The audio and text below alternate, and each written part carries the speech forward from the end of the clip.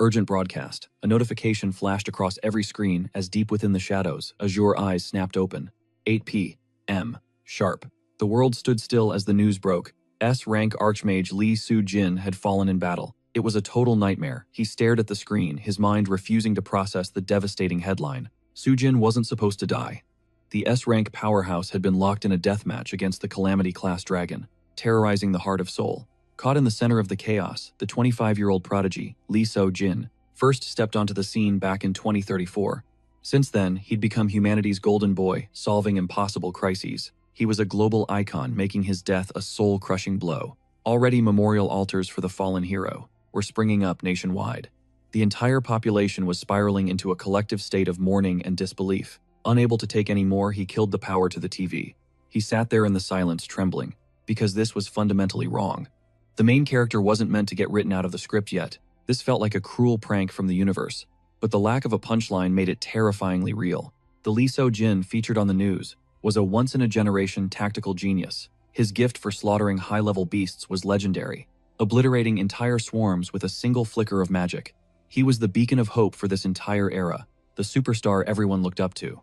But more importantly, this hero was actually his former classmate, and the literal protagonist of the novel this world was built on, titled The Modern Wizard. That absolute unit was the story's anchor. According to the original plot, he was destined for a glorious happy ending, which was the only way for our guy to finally go home.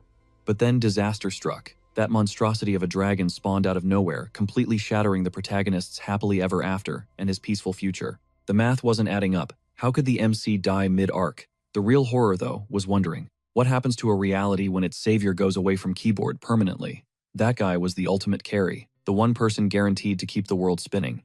Without him, everyone was basically cooked. Panic set in as he realized the plot was off the rails. He'd been banking on reuniting with his real-world squad after the final chapter. But without an MC, does the story even finish? He thought back to the good old days, back when life was simple and full of laughs. They joked once about what they'd do if they were isekai'd as background extras. Would they snatch up every hidden power-up or just stay low-key? He'd asked his friends where they stood. Between sips of beer, the girl next to him laughed, saying the only logical path was to go for the gold. Our brown-haired lead just sighed, refusing to play the hero. He argued that it was way too risky. Messing with the timeline could get the real protagonist killed, and then the whole world would just glitch out. His buddy chuckled, teasing him for being such a coward. But he stood his ground, insisting that being a hero meant constant pain and trauma. Why choose a life of suffering if you don't have to? Honestly, he didn't have the insane grind set required to be a top-tier warrior like the MC. Spending every waking hour training and hunting demons just sounded like a total soul-sucking burnout. Even the blonde friend had to agree with that logic. They were all on the same page. Even if he was a bit of a buzzkill, he was usually right. Classic Kim Seon-woo. The group clinked their mugs together, celebrating their peaceful lives. Just then, Seon-woo's phone buzzed. A notification popped up saying he'd won some random prize. His friend leaned in, hyped to see what it was. It turned out to be a bizarre DM, directly from the author of Modern Wizard. Seon-woo had won a one-way ticket to a very exclusive location. All he had to do was click claim. Intrigued, he showed the screen to his friends, bragging about his luck. They all cheered, thinking he'd scored a free vacation. It sounded like the ultimate flex. They couldn't believe his crazy RNG. When did you even sign up for this? They asked as he eagerly tapped yes.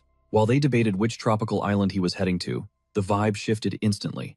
They expected an international flight, and toasted to his good fortune the second he accepted. That was 7 years ago, when light engulfed his world and dropped him right into the glowing center of a massive magic circle. Suddenly, a teenager again, he heard instructors screaming at students to stay off the ritual lines during activation.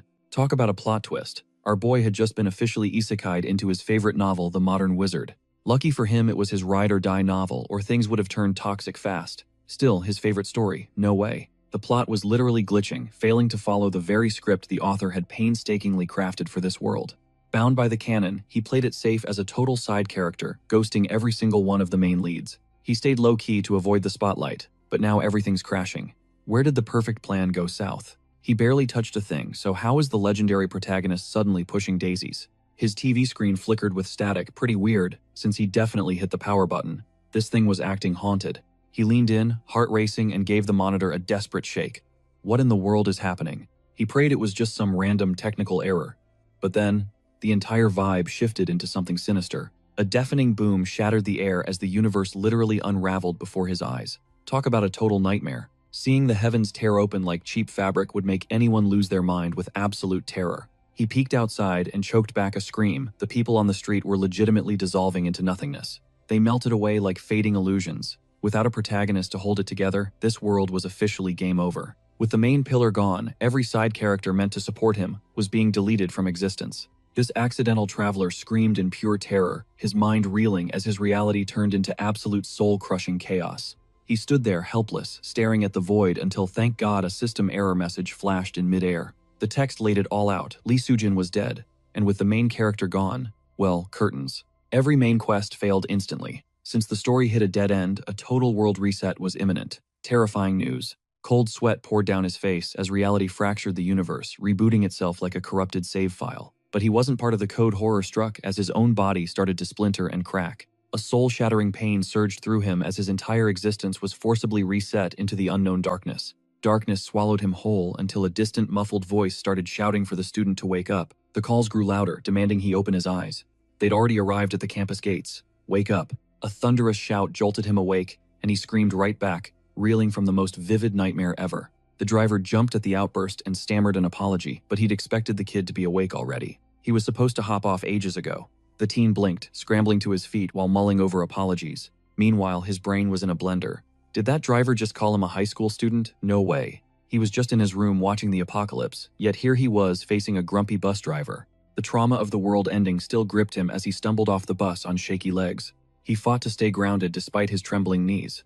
Was that whole end of the world just a fever dream? Blinding sunlight hit his eyes, making him wince and shield his face. Then he saw it, the prestigious academy. Waves of nostalgia hit hard. The bulletin board proudly displayed a banner welcoming the brand new freshman class. Korea Magic Academy Class of 2032. This was his old alma mater. He'd graduated from here. Something was seriously wrong. 2032. The realization hit him like a freight train, stealing his breath. That's 7 years in the past. He'd actually regressed. Desperate, he touched his chest to check his body. His worst fears were confirmed. Small hands, a lean frame, he was trapped in his teenage body again. He'd pulled off a legendary regression. 7 years of his life had just been completely rewound. The intercom blared across the campus, offering a hollow, warm welcome to all the fresh Korea Magic Academy recruits. Opening ceremony starting soon. Take your seats. Great. Now he had to survive high school all over again. Pure insanity. He was on the verge of a mental breakdown. Every single detail was a carbon copy of the past, just like 7 years ago. Since destiny played this card, he had to suck it up and accept reality. Still, it beats permanent death. Since he was back in the past, he just had to endure the grind. Reliving the school struggle definitely killed the hype, but maybe he could actually ace his classes this time. But one burning question haunted him. How on earth did the invincible Lee Soo-jin actually die? Based on the canon, his death made zero sense. The protagonist was a total beast with god-tier talent. Going berserk after a savage battle was exactly what the plot required. He was supposed to survive that. Lee Soo-jun was the chosen one destined for victory. If he fell, a darker conspiracy must be lurking in the shadows. Our main character racked his brain but came up empty. He had spent his life dodging the protagonist like the literal plague. Hard to gather intel when you're playing hide-and-seek with fate. Mid-thought, he scanned the classroom, sensing a shift. A chilling thought struck him. What if the hero croaks again? Another death means another soul-crushing trip back in time. Xian Wu had survived the hell of high school twice already. Surviving a third round, yeah, that is a hard pass. Even worse, the world might just glitch out of existence forever. Total uncertainty reigned except for one cold, hard fact. Lee Soo-jun's survival was non-negotiable. Period. Our boy realized he could not just be a background extra anymore. It was time to jump into the fray. To reclaim his real life, he had to become the hero's ultimate shield. He needed to reach the final chapter alive. Step 1. Infiltrate the protagonist's inner circle immediately. Naturally, he locked onto a girl first. The man was on a mission, acting like he had been prepping for this forever. Guess he could not resist a chance to talk to a beauty. Spotting a key character nearby, he flashed a casual wave. Sporting his most charming grin, he decided that befriending the main cast was his only ticket to survival. His first target was Yuara, a legendary sophomore who held the number 2 rank in this chaotic world. He needed to win her over fast. Too bad our clueless regressor just picked the frostiest girl in the entire school. "Do I know you?" she snapped. Before he could blink, she scoffed, making it clear he was a total nobody to her. He was acting like they were besties while she did not even know his name. Talk about a major social fail. Frozen in an awkward wave, he tried to play it cool. But before he could retreat, she cornered him with a question. "Got something to say?" she demanded. Total Ice Queen vibes.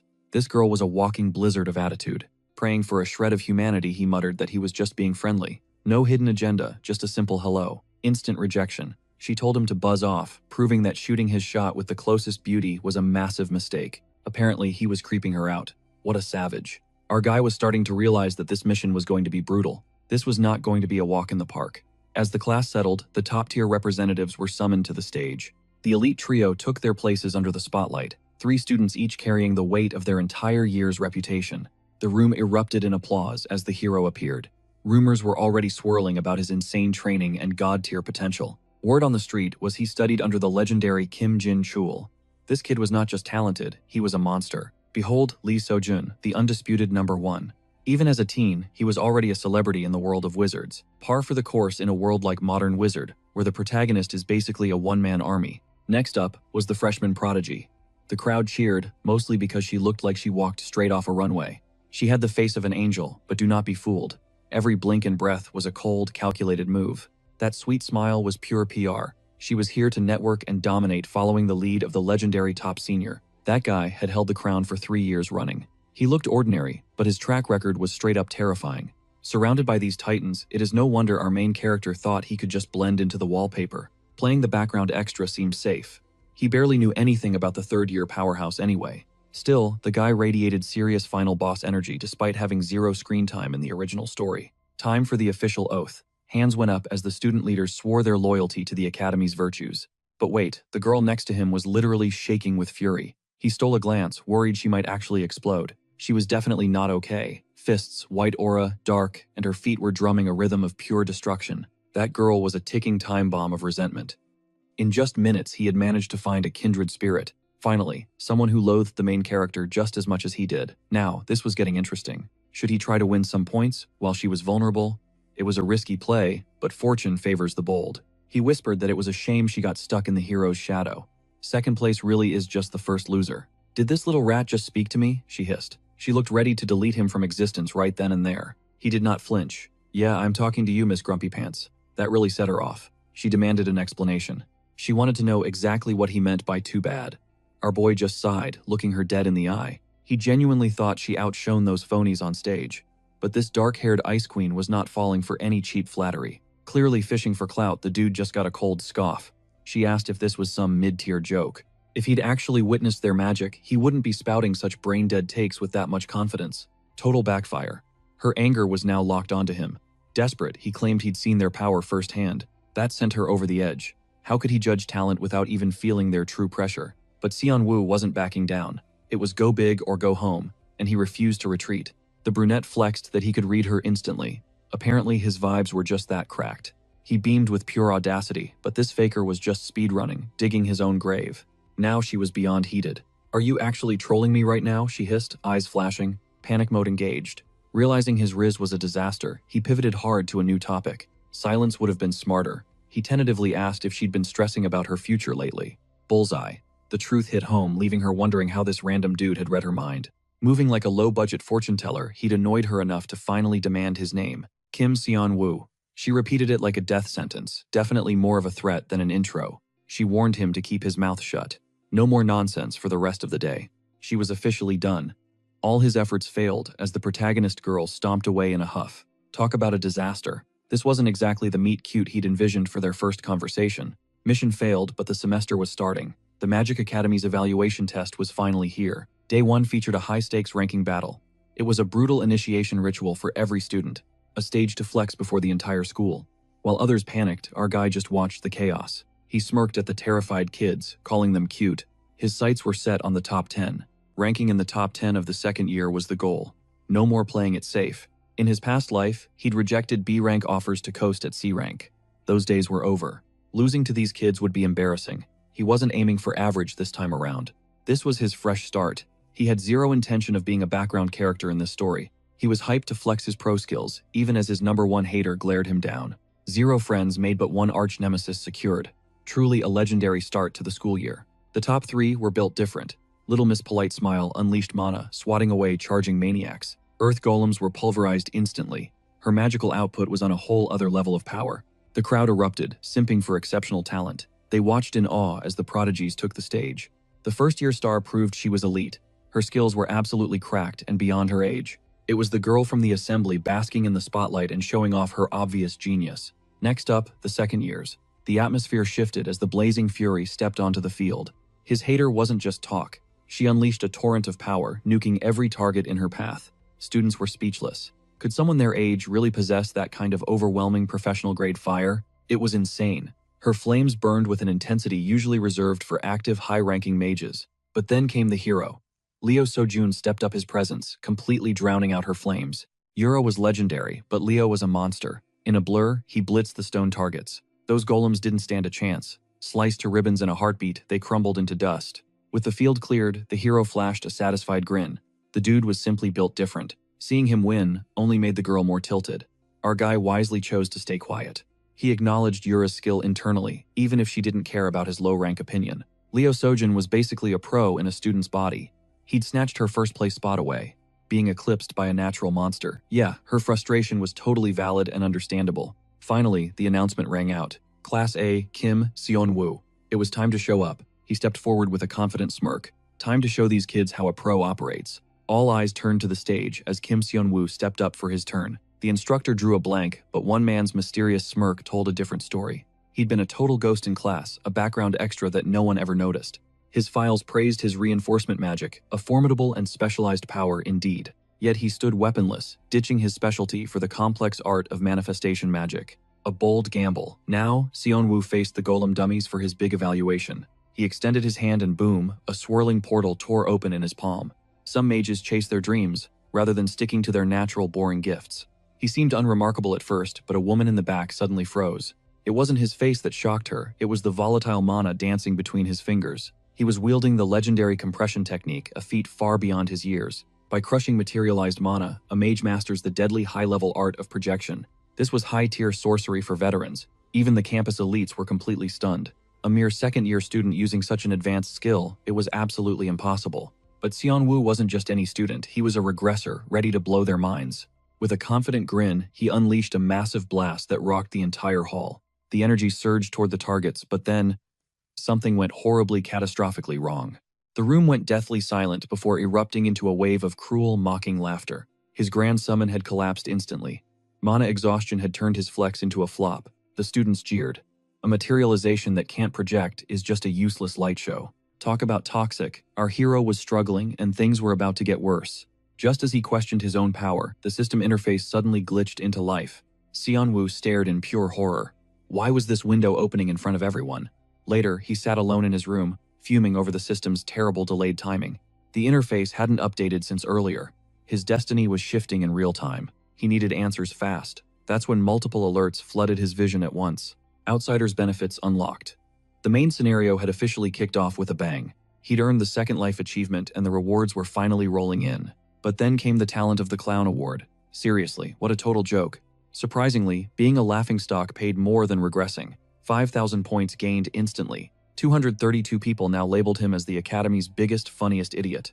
1,000 points for being booted off stage. The system was savage, yet generous. Plot twist, the story's real protagonist was now keeping a very close eye on him. That was another 1,000-point bonus. In total, 4 heavy hitters were now watching. Each set of eyes was worth 1,000 points.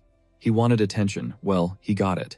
It wasn't the heroic debut he planned, but the VIPs finally knew his name. In one humiliating afternoon, our guy had banked 10,000 valuable system points. To spend them, he had to unlock the Outsider Shop. What a massive headache. This point-based economy was a VIP-only perk, reserved for the ultimate chosen one. Only Seon-woo had access. The system was live, but his old talents were gone. He pondered his bizarre situation. Achievements were the key to farming massive point stacks. Infamy meant income.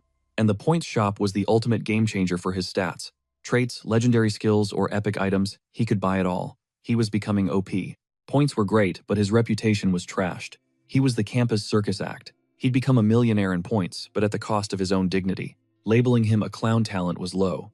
During that attempt at a massive wide-range nuke, our tragic hero completely blanked on his non-existent mana reserves. Casting high-tier spells was a massive reach. He had never stood in the limelight before. The points didn't move him. What mattered was gauging his actual growth. He summoned the system window. Kim Seon-woo, now holding 10,000 points, checked his data. His vitals were mid, decent health, okay strength, average mana, and standard agility. No maxed skills, but he wasn't total trash, just painfully mediocre. Honestly, it kind of sucked. All his hard-earned stat points had been wiped, forcing him to grind from zero again. Then it clicked, he could finally reallocate his stats. The system displayed 4 distinct magic paths: enhancement, manifestation, support, and summoning, the 4 pillars of mystic power. Enhancement was for the meatheads buffing bodies and weapons for brutal close-quarters combat. Manifestation was for true sorcerers, while summoning and support were strictly for backup roles. Our boy had locked in manifestation as his primary path with zero hesitation. His logic: if you are going to be a mage, you might as well be flashy as hell. He tried to laugh it off, but his current situation was looking pretty grim. To master manifestation, he needed to dump every point into maxing his mana pool first. A notification pinged 50 more souls had entered his circle of influence. Just great. News of his performance was spreading like a virus, and for all the cringiest reasons. But clout is clout. He would milk this infamy until he could snag some legendary skills. Sionwoo realized that one humiliating blunder was becoming a literal goldmine for points. The payout was so insane that being the school laughingstock actually felt worth it. 400 people now knew his face, netting him a sweet 2,000 point bonus. His normal student life was dead, but he had sacrificed that to save the protagonist. That number was wild. It felt like more people knew him than actually attended the school. Someone definitely recorded his fail. He scrambled to check the Korea Magic Academy forums. It was exactly as he had feared. The video of the second-year loser was trending, and the comments were absolutely ruthless. People were straight up roasting him, wondering how a scrub like him even passed the entrance exam. It felt targeted, but while the embarrassment was real, those points were looking mighty fine. Since he was already a meme, he might as well monetize the hell out of it. He plotted ways to trigger even more engagement. Suddenly, a brilliant, chaotic idea sparked. This would turn every eye toward him. Finally, he would be able to afford that specific item. By the next morning, the class clown legend was the only thing anyone was talking about. Peers whispered in disbelief, trying to match his face to the viral disaster on their screens. There was no doubt. He was the legendary failure everyone was hunting for.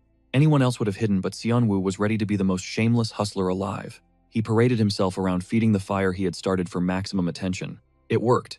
His fail montage was trending with over 1,000 views and counting. The haters were out in force, so he leaned in, calling himself an S-rank mage. That wave of toxicity actually translated into a fat 5,000 point payday. Honestly, being a villain felt amazing. He strolled into class that morning with a playful smirk. The moment he crossed the threshold, every single pair of eyes locked onto him. A blonde guy looking like the ultimate high school bully pointed a finger right at him. But surprisingly, the dude practically tackled him with laughter, hyping up yesterday's legendary performance. Once he spoke up, the entire room erupted into a fit of unstoppable chaos. The crowd was buzzing, dying to know how his mana tank hit zero so fast. They figured his family was loaded, since tuition here costs a soul. Little did they know his enrollment was just one massive cosmic facepalm. Considering how he ended up here, his school life was a total train wreck of an accident. At least our guy recognized a familiar face. Enter Parkin 1, the blonde resident psycho from the original novel. Rule number 1, never trigger the local crazy. Our lead planned to just blend into the wallpaper and stay quiet. No such luck. The blonde predator locked eyes on him and flashed a chilling, jagged grin. In one decided he'd be his new personal toy, a blockhead who'd bark whenever he whistled. Survival in this shark tank seemed impossible until a voice cut through in one's power trip. It was the golden boy himself, the second-year superstar. The legendary protagonist stepped into the light and slammed the bully with a verbal beatdown, demanding he back off. The blonde snarled at the dark-haired icon. This was Lee Soo-jin, the global genius. Apparently being a prodigy wasn't enough. He had to play savior too. Pure-hearted heroes always triggered losers like in one. He couldn't wrap his twisted brain around genuine kindness. Low-tier scrubs usually just followed the hero's lead. Soo-jin dropped one final icy warning on Parkin 1. The bully wasn't stupid enough to push a god-tier student. He retreated, dragging his mindless squad behind him. Finally, the air was clear. The hero checked in, radiating that classic overpowered main character energy. Our guy played it cool, though he just accidentally snared the attention of the one person he absolutely had to keep alive. The hero squinted, recognizing him as the legendary class clown, who'd gone viral just yesterday. Seon-woo played the part, assuring the hero he was totally fine. He'd basically cashed in his dignity for those clout points and laughs. Then he remembered to act humble. With a heavy sigh and a pathetic whimper, he played the victim of his own circumstances. That embarrassing footage was everywhere. He was basically a walking meme now. The hero felt for him, telling the clown not to let the haters get to him. The leaker was the real villain here. Plot twist: Seon-woo helped leak it himself, making him the ultimate two-faced strategist. Regardless, the hero offered a polite goodbye and prepared to vanish. But Seon-woo wasn't about to lose his ticket. He lunged, grabbing Lee Soo-jin while stumbling over his words to craft the perfect pitch. Mission objective: glue himself to the protagonist to prevent a game over screen. He flashed a blinding idle tear smile and brought up the upcoming dungeon class. He wanted to team up. a dungeon duo. It was a bold move for a guy who was basically a walking liability. Soo-jin was speechless. The hero asked the obvious question, why him? With the most innocent puppy dog eyes, Seon-woo explained that it was a win-win scenario. Soo-jin weighed the cost of carrying absolute dead weight on his back. After a beat, he hit the poor guy with a brutal rejection like a cold shutdown of a love letter. He'd clearly never considered the clown as a viable partner. But Seon-woo wasn't the type to fold. He'd survived a full game run by staying in the shadows, and he wasn't stopping now. He had 2 critical points to drop before the rejection became official. The hero sighed and listened. It was time for the ultimate sales pitch. Seon-woo had to sell himself like his life depended on it. Point number 1. The hero needed to realize that Seon-woo was the absolute bottom of the barrel. He was ranked dead last in the entire second year. Everyone knew he was essentially magical trash. Honestly, that's usually a reason to run away. The hero was floored by the sheer, unadulterated audacity. Like, shouldn't he have some self-respect? Soo-jin asked if this was seriously his best argument. It was a tough sell, even for a hero. But our main character had a hidden ace up his sleeve. He pointed out the group test adjustment score. If the school's top ace teamed up with the ultimate loser, the hero's final grade would actually skyrocket. The golden boy hadn't expected this level of calculated self-burn. The logic held up, but the stakes were lethal. Teaming with a zero-skill teammate in a dungeon, it felt like a suicide mission. However, Seon-woo had one more card to play to seal the deal. The second reason was the clincher. Yu Aura, the class's silver medalist, had already recruited 2 low rankers. She was definitely strategizing to balance the team's total score. The hero knew she was an AoE specialist. Clearing dungeons with low rankers, child's play for a mage like her. Even our main character couldn't deny that logic. But wait, there was a third, more surprising reason. Even after hearing the team was full, the boy just grinned and pointed at his own chest. Reason 3, him. He was bottom tier, sure, but his combat potential was a total mystery waiting to be unraveled. That high-tier summoning stunt proved he had one hell of a wild card up his sleeve. Soo-jin couldn't help but chuckle. This guy was so genuinely upbeat, protecting him would be a total breeze. The class clown was low-key, the most entertaining person here. Soo-jin saw the spark since day one. Captivated by the boy's vibe, the hero officially agreed to the partnership. But being the stand-up guy he is, the hero had one specific condition for the team. With a smirk, he announced he'd handpick the final member. Since he'd likely choose a heavy hitter, this was an absolute win for the group. The hero turned back to our main character, politely asking if the clown minded the choice. Seon-woo just shrugged and locked in the deal with a handshake. Soo-jin was officially intrigued. Bam! 2,000 points secured. Our guy was finally making some real moves.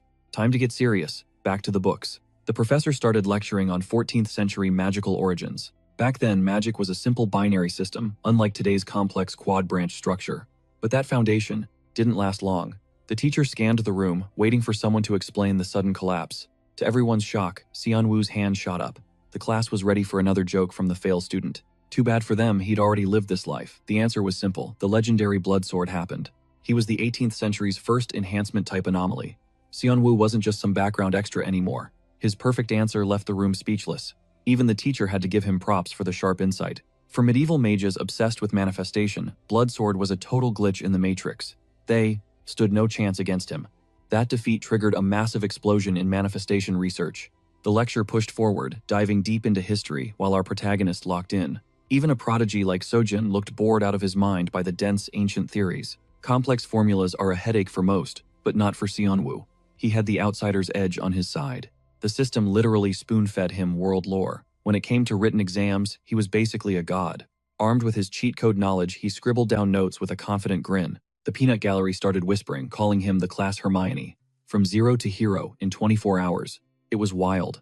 They snickered, mocking him for studying so hard when he was still ranked dead last. That comment actually stung. Mocking his mistakes was one thing, but calling him a try-hard nerd. If they were so salty about his skills, they should have raised their own hands. Whatever. Finally, the bell rang. Lunchtime. While everyone rushed out, our guy just stood there awkwardly. He wasn't exactly Mr. Popular yet, so he just lingered by his desk feeling out of place. As the room emptied, he was planning his next move when a familiar voice called out his name. Seon-woo turned around and saw the hero beaming. "Hey teammate, let's go grab some grub. Talk about a flex." They grabbed their trays and headed into the crowded cafeteria together. Honestly, Soo-jin's positive energy was contagious. It was impossible not to like the guy. While hunting for a table, a loud voice shouted Seo-jin's name from across the room. It was Shin Young-jin. The hero headed over, and the two bros immediately started roasting each other. Pro tip. Young-jin was a major protagonist in this world, and Soo-jin's ride-or-die bestie. High rankers usually split up to maximize their individual scores, which is exactly what happened here. Young-jin finally spotted Seon-woo. He flashed a bright smile, recognizing the boy instantly from that viral video. Scoring points was the easy part. Dealing with the sudden fame, that was a whole different beast. Regardless, our guy sat down. Then the best friend leaned in with a curious question. Our protagonist suddenly vibed with the total underdog, claiming it was just a recent development. A dungeon raid in 48 hours. His best friend thought he'd finally lost his mind. The shock wiped his grin away as he leaned in close to whisper in the hero's ear. He questioned if he was really cocky enough to take first place without any buffs. If they were truly elite, why drag this useless dead weight into a dangerous dungeon? Sighed and revealed that Uara was out for blood, catching his friend off guard.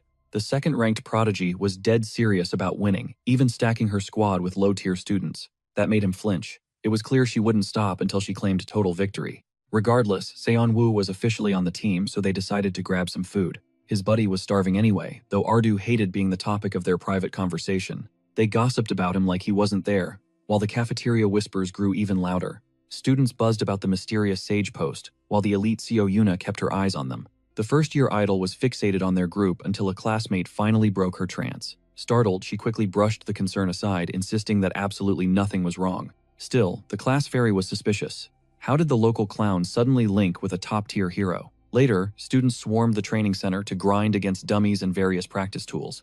Now our guy had to master his magic to avoid being a burden to the protagonist. Grateful for the invite, he focused on controlling every single drop of his current mana pool. Carefully channeling his energy, a familiar blue portal manifested right in the palm of his hand.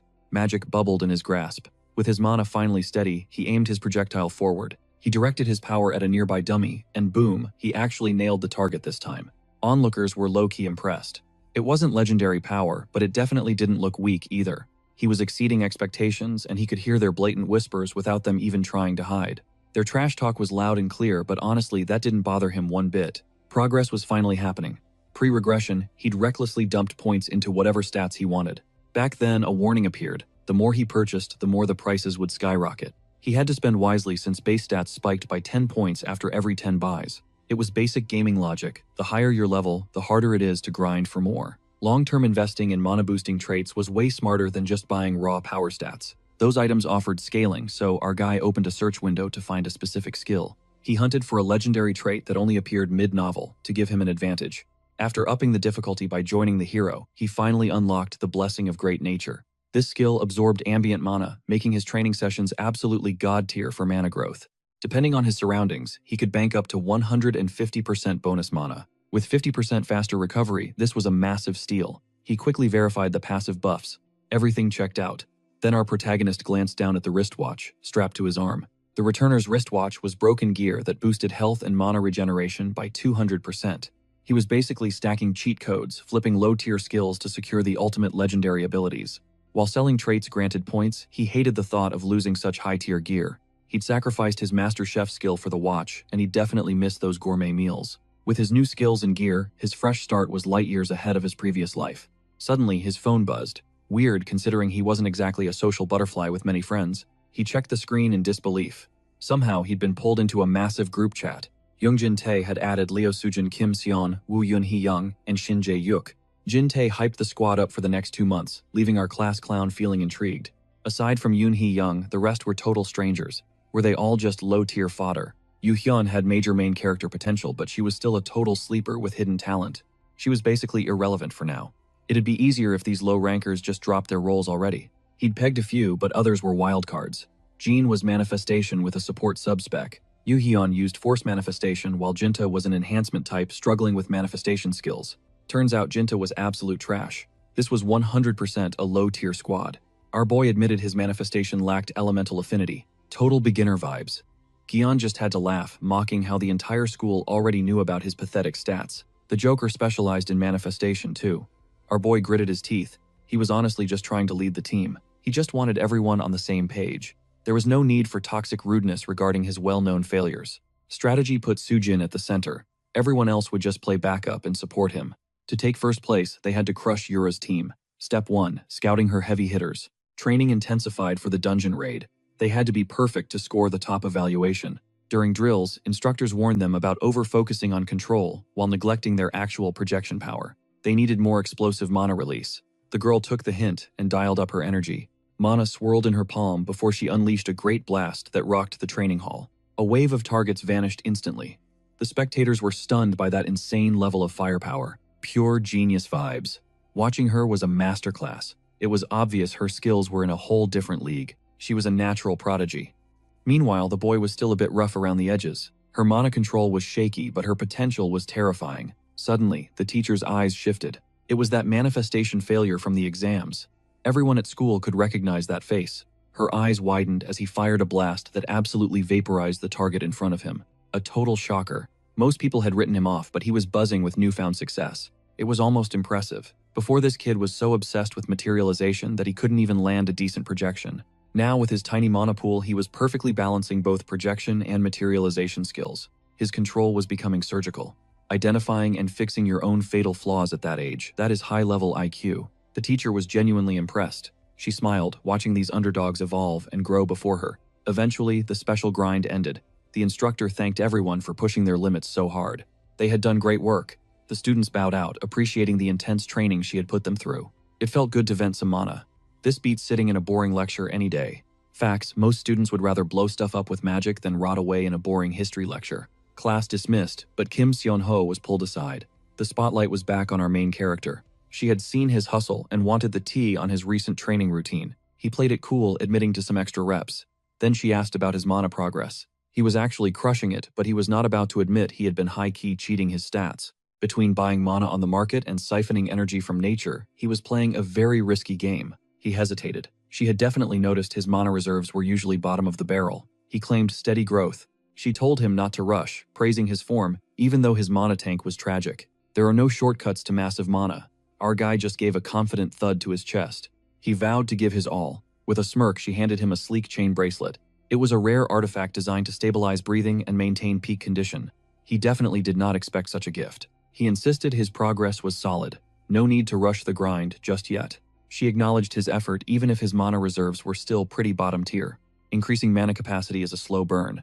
Our boy just gave a confident salute. He swore to keep pushing his limits. With a smile, she handed over a special bracelet. This artifact stabilized his internal flow and condition. It was a massive win for him. Seon-woo hesitated, unsure if he should take the gift. But it was just a low-tier F-rank practice item, no big deal. It was cheap to craft anyway. Gifting it to him wasn't exactly breaking the bank, and she didn't mind. Pumping his fist, the boy vowed to put it to good use. As the final bell rang for class, he made a quick exit. He still couldn't wrap his head around that insane, unexpected score he'd just achieved. Grinning like a madman at his new bracelet. On the walk home, something made him freeze in his tracks. A mysterious girl leaned against the wall. With raven hair and piercing crimson eyes, she acknowledged Kim Seon-woo. Wait, why was she talking to him now? She'd previously acted like he didn't exist, but maybe he finally looked worthy. She was the one who'd banned him from speaking to her. Clearly, she remembered that too, and she looked absolutely triggered. She snapped at the reminder. Regardless, rumors were flying that this loser had somehow joined Lee So-jun's elite squad. When Seon-woo asked how she knew, she just scoffed. To her, he was obviously just shamelessly clinging to others. Total leech behavior. Too bad for him though, because that #1 rank, it was already hers this time. Time to wake up from that delusion. Seems she'd walked all this way just to flex and trash talk him. With a final huff, she turned on her heel and stormed off. Guess she really just came to drop that salt. Major tsundere vibes. Seon-woo stared baffled by why she was always so perpetually pressed over everything. Thursday morning arrived. As students gathered at the dungeon gates, our MC sprinted over, hyped for the raid. Relieved he wasn't late, he spotted the shining hero who flashed him a welcoming and happy grin. The full squad was finally meeting face to face. They needed to lock in and crush this entire semester together. The team's morale was peaking, much to the hero's delight. But of course, there's always that one toxic teammate who lives to kill the vibe. He scoffed, complaining that their team composition was straight up bizarre. Mixing the class rank 1 with the absolute bottom tier loser, Seon-woo just stood there wondering if this guy was catching feelings or just lacked a filter.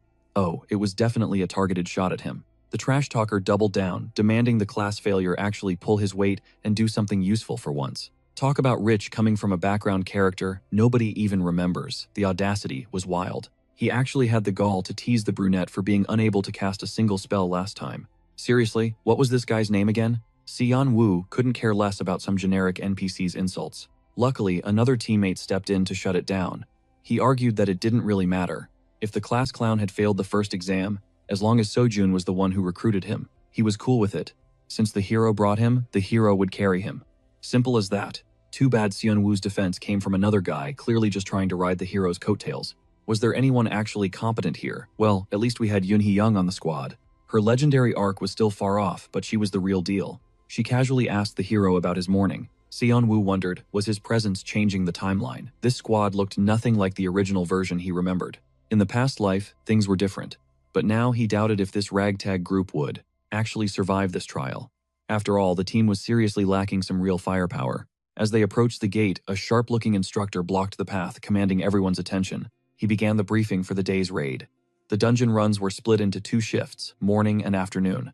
Since it was day 1, they were strictly limited to scouting the first basement floor level. Then came the grading criteria. Rule number 1, speed. The faster the clear, the higher the bonus points.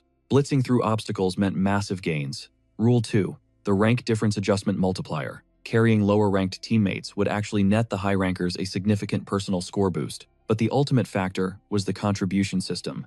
This artificial dungeon tracked every single move you made. Translation: your grade depended entirely on how much value you actually brought to the team's success. Safety was the top priority. The instructor scanned the crowd, making sure everyone had locked in the rules. A roar of confirmation echoed through the air. With the ground rules set, it was finally raid time. The hype was electric. Students cheered each other on as they prepared to dive into the abyss. They were determined to see every trainee clear the trial. Right then, Instructor Jiang made his entrance, waving as he arrived fresh from the gate.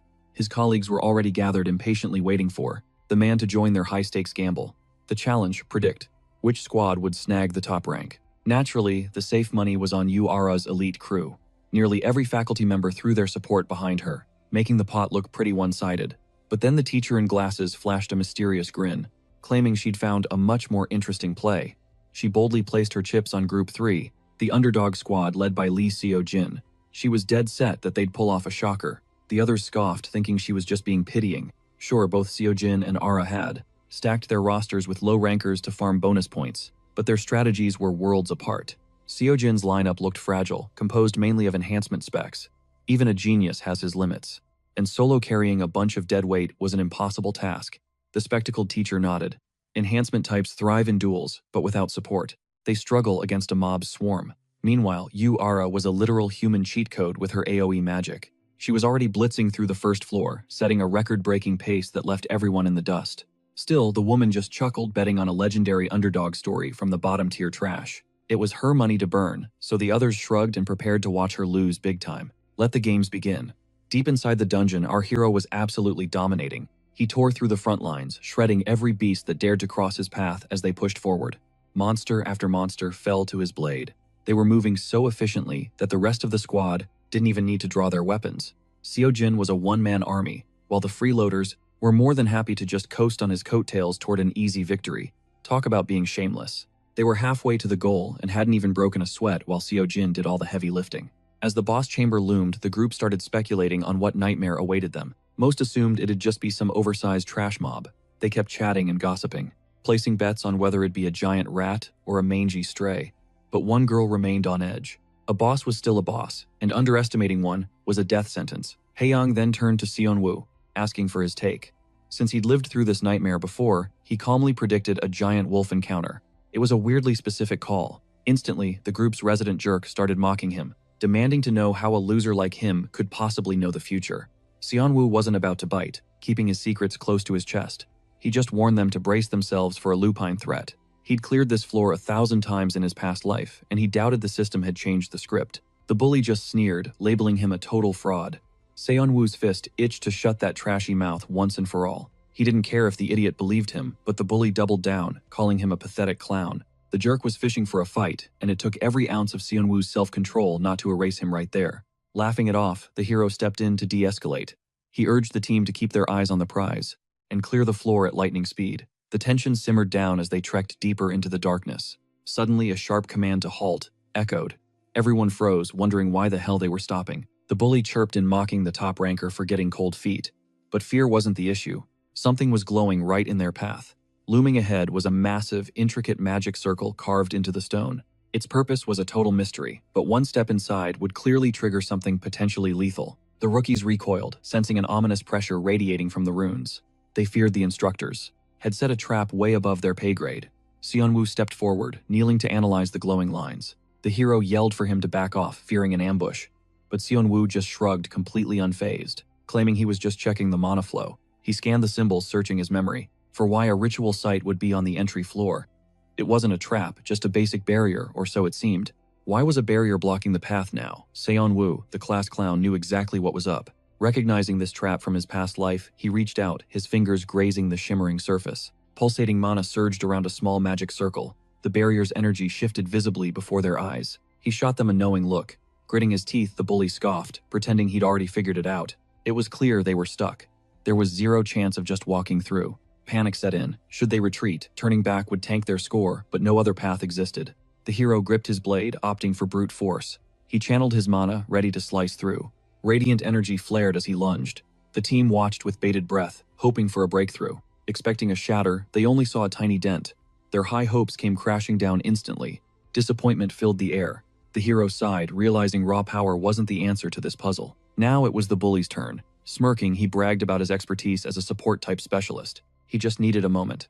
Kneeling before the circle, he began weaving his own magical threads. As he touched the runes, it actually seemed like the jerk was finally contributing something useful. But wait, nothing happened. Talk about an epic fail. The complexity was insane. He realized breaking this code would take an eternity to solve. At least 40 minutes. Even rushing that delay would absolutely wreck their ranking. Our MC stepped in, grabbing his wrist. Wasting 40 minutes on one gate was out of the question. Time for a new plan. Seon-woo claimed he'd just shatter it, a wild boast coming from him. As the group's perceived weakling, the bully immediately scoffed, trying to put Kim Seon-woo in his place. Ignoring the noise, Seon-woo focused. Every second mattered. As he pressed his palm against the floor, he went to work. His unique trait, Outsider's Benefit, surged to life within him. The barrier's complex formula unraveled. Glowing magical characters hovered before him, waiting to be read. He could manipulate the code. Thanks to his sharp eyes, he instantly grasped the spell's core logic. Swapping the runes, he delivered a precise tap. The magic circle flared with sudden brilliant light. The wall vanished instantly. Seeing the useless guy outclass the experts felt incredibly satisfying. What the bully called a 40-minute job took Seon-woo just 5. He smirked at his stunned teammates. Mission accomplished, he joked. Even the hero looked shook by how effortlessly Seon-woo pulled it off. Speechless, the bully just gaped. Meanwhile, the protagonist Lee Soo-jin watched Seon-woo with newfound fascination. Her curiosity was piqued. Seeing his influence grow, our boy couldn't hide his satisfied grin. Cha-ching, another 5,000 points earned. This partnership was paying off way better than expected. But the points weren't the real prize. A new interest level system had finally unlocked. Lee Soo-jin's interest hit level 1. Suddenly, a thunderous roar echoed from the darkness ahead. Heavy footsteps shook the earth. Just as Seon-woo predicted, the floor boss had finally spawned. A massive hulking wolf emerged. The group froze, staring at the beast's terrifying predatory silhouette.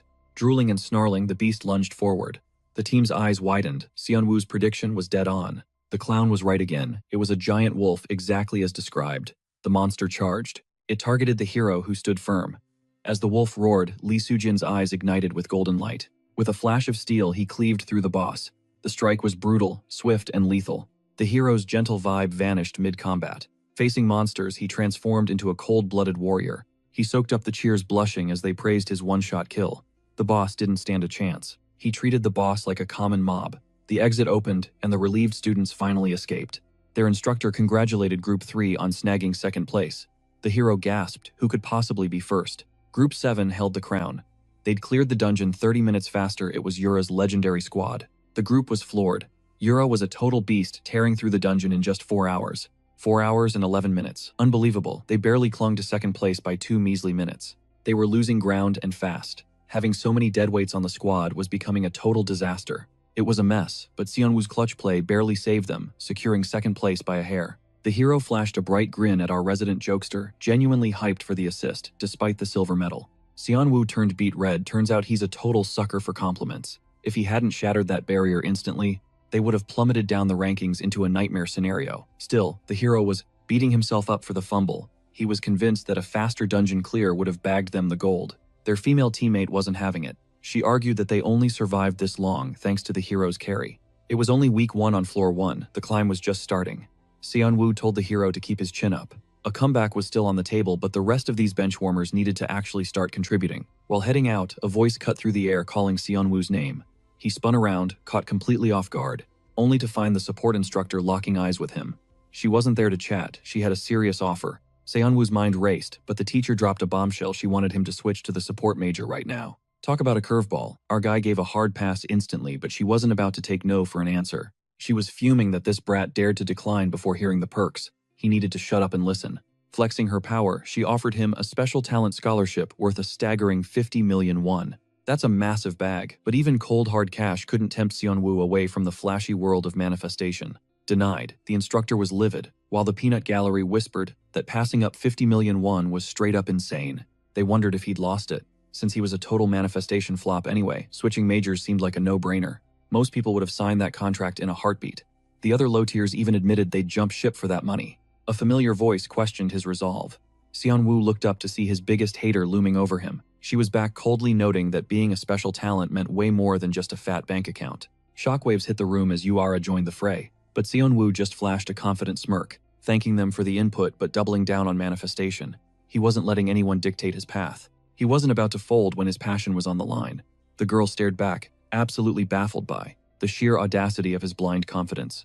Fast forward a bit, the school's star freshman was strolling through the corridors when a familiar figure caught her eye, making her stop in her tracks. She approached with a cautious hello, quickly identifying the class clown. Mistaking him for a senior named Kim Chinook, she greeted him formally. Of course, our guy set the record straight on his name instantly. She let out a fake gasp, pretending it was a slip of the tongue, though Seonwoo knew she was trolling. She then asked why her senior was scrubbing floors like some low-level janitor. He simply shrugged. The place was filthy, so he cleaned it. If you see a mess and have the means, you fix it. Simple logic for a good guy. She just giggled, teasing him about being such a nice guy. She waved him off with a smile, but internally, she thought he was a total clown. Little did she know, Seonwoo just triggered a fairy housekeeper achievement. Boom. 1,000 points secured. It was a massive win, even if he couldn't explain to anyone that he was grinding janitor duties just to unlock a ridiculous system reward. Talk about a weird flex. Task complete. He went to stow the cleaning gear, unaware that someone had been watching him with a look of immense pride. Later, the lecture shifted to the biology of the world's most terrifying monsters. From humanoids to winged beasts, the variety was endless.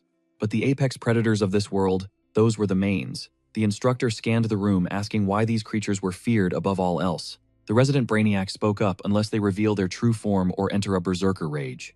Manies are identical to humans. Correct. These blood drinkers are the puppet masters behind the monster hordes. They are the ultimate evil already hiding in plain sight within human society because they are biologically indistinguishable from us.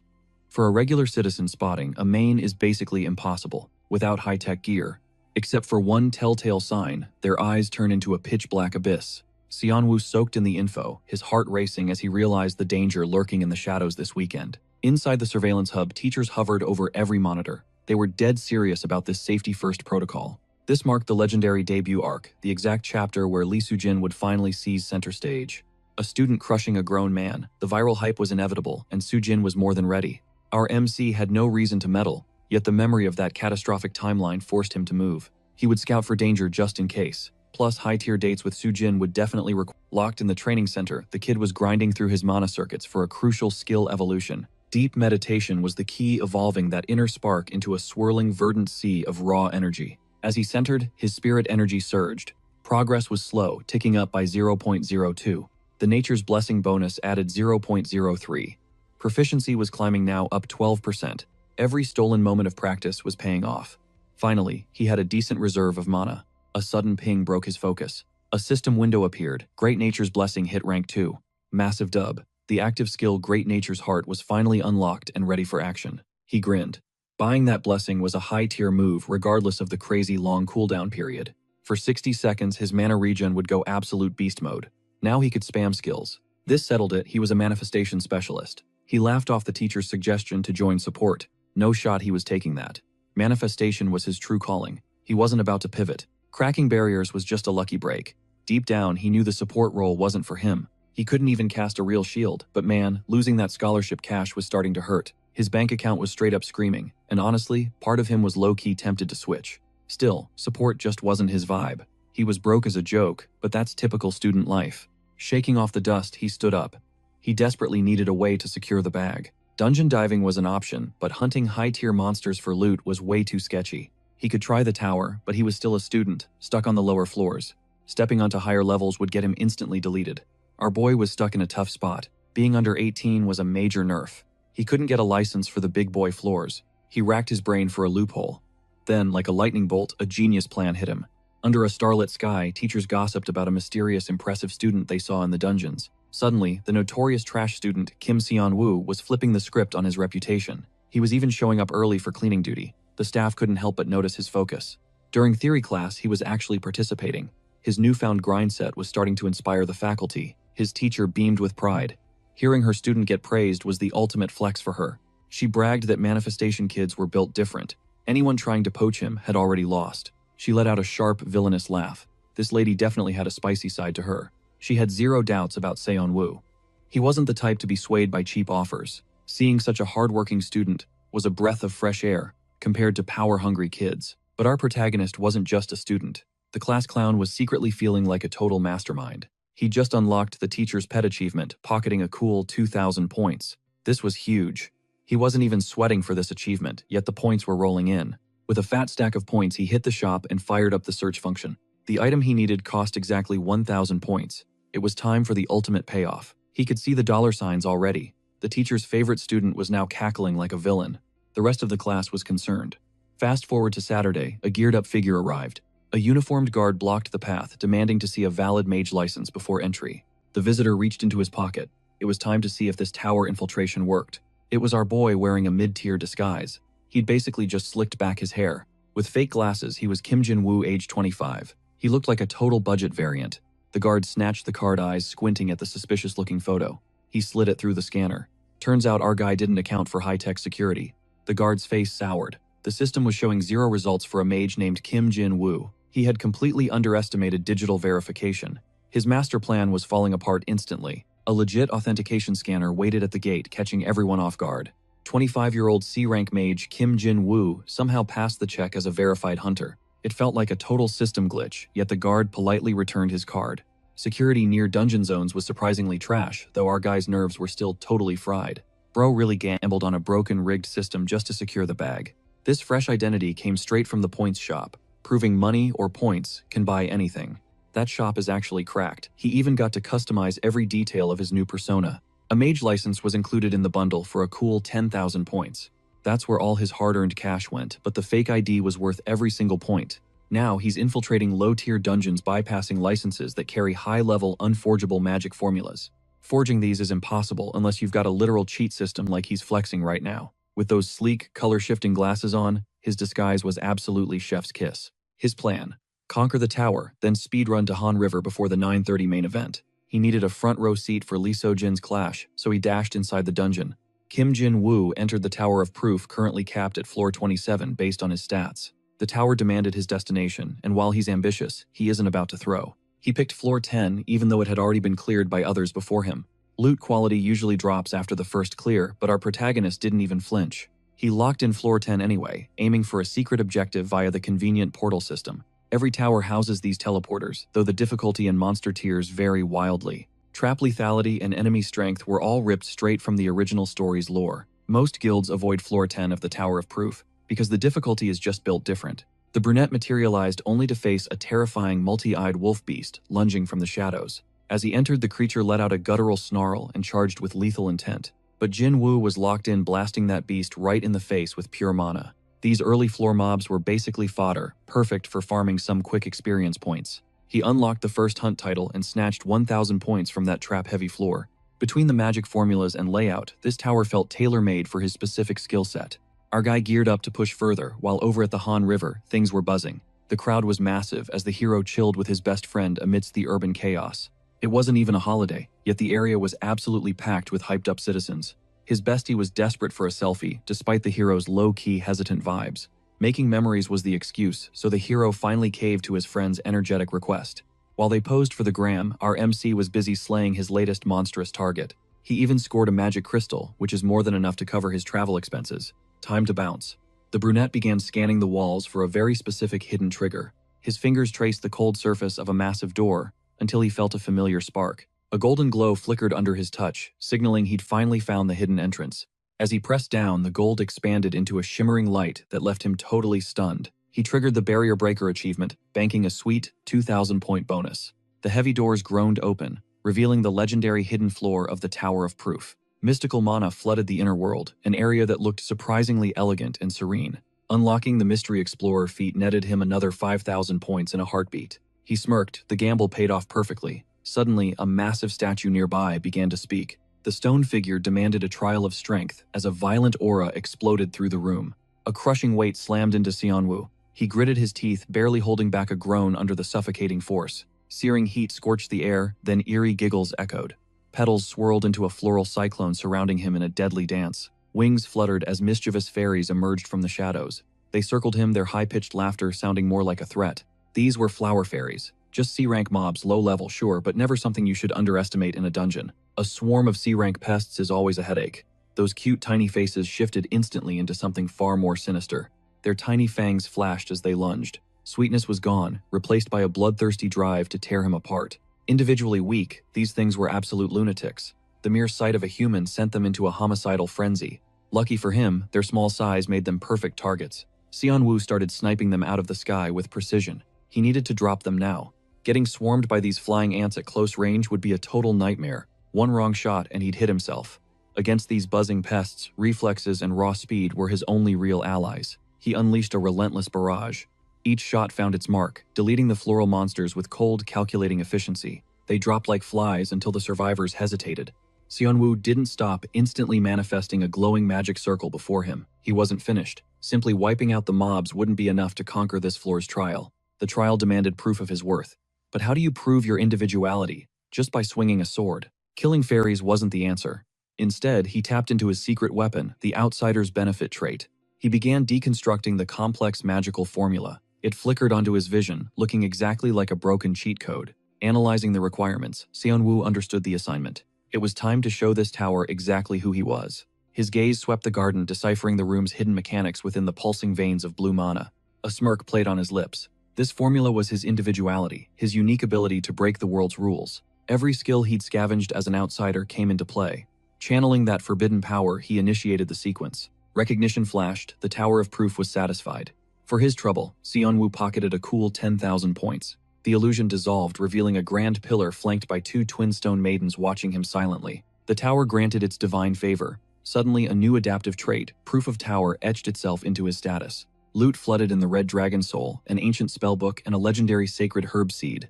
Talk about a jackpot. Plus 5 rare herbs and permanent stat boosts, mana increased by 5 with a 20% recovery speed buff. His spell power jumped by 10% too. Xianwu couldn't help but celebrate. The tower had basically gifted him godhood.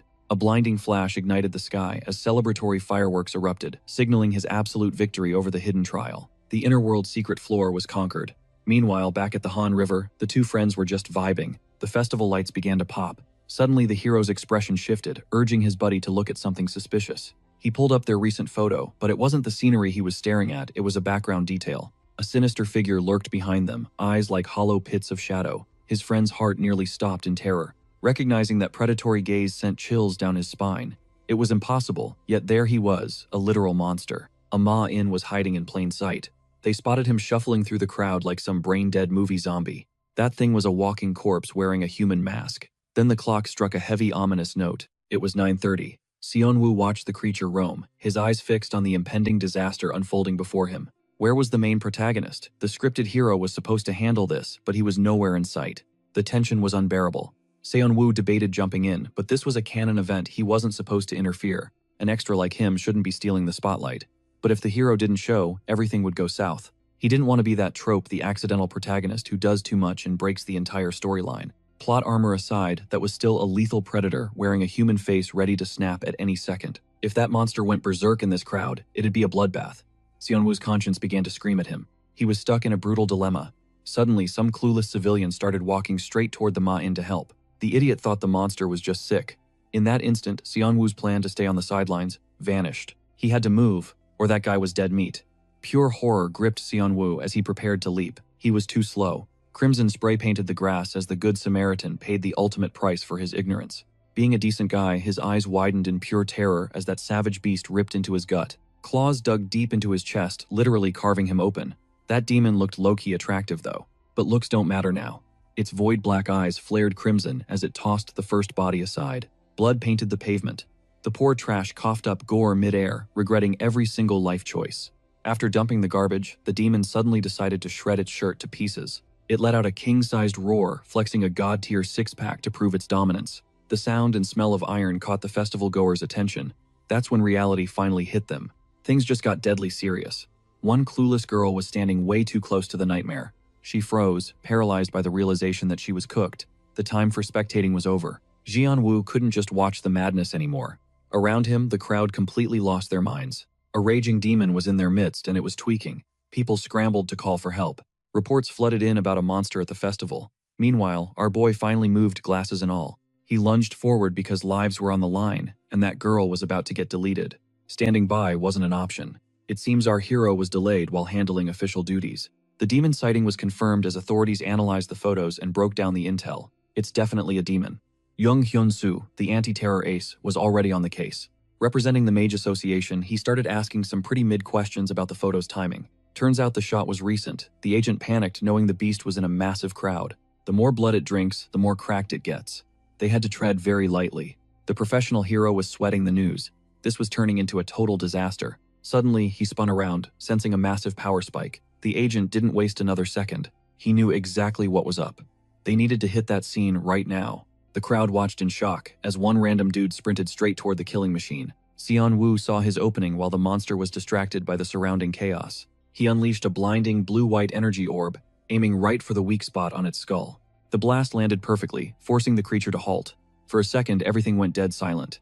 The kid wondered if he actually bagged it. But nah, it's never that simple in this world. Panic set in as the mangled beast slowly turned around with half its face literally shredded.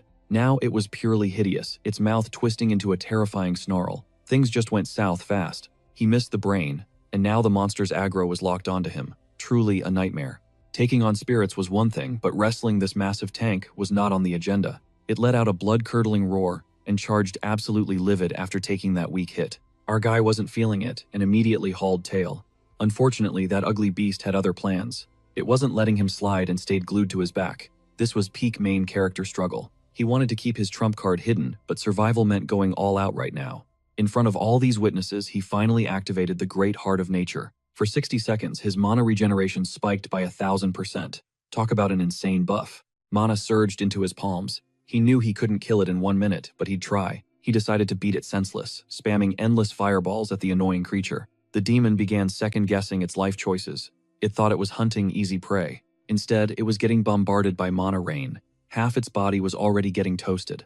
It backed off, struggling to dodge the incoming orbs. Our MC was low-key handling this solo. Then the big bad actually shifted into a boxing stance. Serious vibes only. Our boy just smirked, telling the beast to block all it wanted because he wasn't stopping. They were locked in a stalemate as he kept spamming mana orbs to pin it down. To keep the beast from harming more innocents, he prepared to crush its skull. Or so he thought. Suddenly, a hero emerged brandishing a master sword like a legend. It was perfect, a scene straight from the novel. But with a twist. The monster's head spiraled away, its jaw dropping in shock at the unexpected ambush. A lethal strike from the rear. Seon-woo's eyes popped as the real protagonist finally took the stage. About time Lee Soo-jin showed up. In a flash, the beast was sashimi, leaving the frantic agent gasping in relief. With the threat neutralized, Special Division Agent Jung Hyun-soo stepped up to thank the mysterious savior. The stranger's help had made the takedown a breeze. Now the man needed to see a mage license. He had to verify the ID for a reward. Lucky for our boy, he had a forged license ready. He handed it over. The agent's jaw hit the floor. How did a C rank survive that long? He pegged him for a B rank at least. While the agent grilled the mysterious mage, the school kids were watching closely. This made our brunette MC break out in a cold sweat. He was terrified the hero would clock him. He'd used magic to mask his eye color though. Hopefully that would be enough. But Lee Soo-jin and Shin Young-jin were standing right there. Why did these two jerks have to show up now? MC ended up doing their dirty work for them. It should have been their job. Good thing he intervened, or the body count would have been massive. Suddenly, the hero locked eyes with him. Was he imagining things, or was he being watched? He could swear he'd seen this shady guy in glasses before. The kid looked suspiciously familiar. The hero approached, and our guy started panicking. Soo-jin asked if he knew a Kim Seon-woo. The hero's memory was godly, which was the absolute last thing our MC needed right now. The protagonist was certain he'd seen that face. He doubled down. Did he know Kim Seon-woo? Curse that high-spec brain. The hero had actually been interested enough to memorize his name and face. The hero explained that the kid he was thinking of was a student at the Magic Academy. Now that he mentioned it, even his bestie saw the resemblance. Were they related somehow? Behind his glasses, the MC let out a nervous laugh, scrambling to find a believable lie. He chuckled, claiming he'd never heard of that guy in his entire life. Total cap. The hero looked skeptical, but the agent chimed in, saying the mage just had an ordinary face. Wow, a savage burn out of nowhere. That was totally uncalled for, man. Anyway, the agents told the boys to stop bugging the stranger and get moving. The agent gave one last thanks, but the hero's gaze was still glued to our guy. This protagonist was way too observant. Usually these hero types are just clueless airheads. Those golden eyes were locked on. Seriously, shouldn't he have dropped this by now? Seon-woo wouldn't even be in this mess if the hero had arrived on time. Period. The agents were packing up. They told the mage backup was coming to handle the media. Our boy bowed, thanking them for saving him, even though he'd done the heavy lifting. As night fell, our guy slipped into the shadows to finally check his glowing stat window. He'd officially helped take down the B-rank villain Jang Han. Talk about a major level up. He was shocked the system counted it. But hey, he did stall that monster. He'd held the line until the main character arrived. The original plot was definitely warping now. This wasn't how the book went, but the system had already detected the narrative shift. Boom, 5,000 points rewarded for altering the timeline. Looks like changing fate pays well, but his causality rate spiked by 0.2. What exactly did that number mean? Intervening had consequences. Causality is earned by twisting the main plot.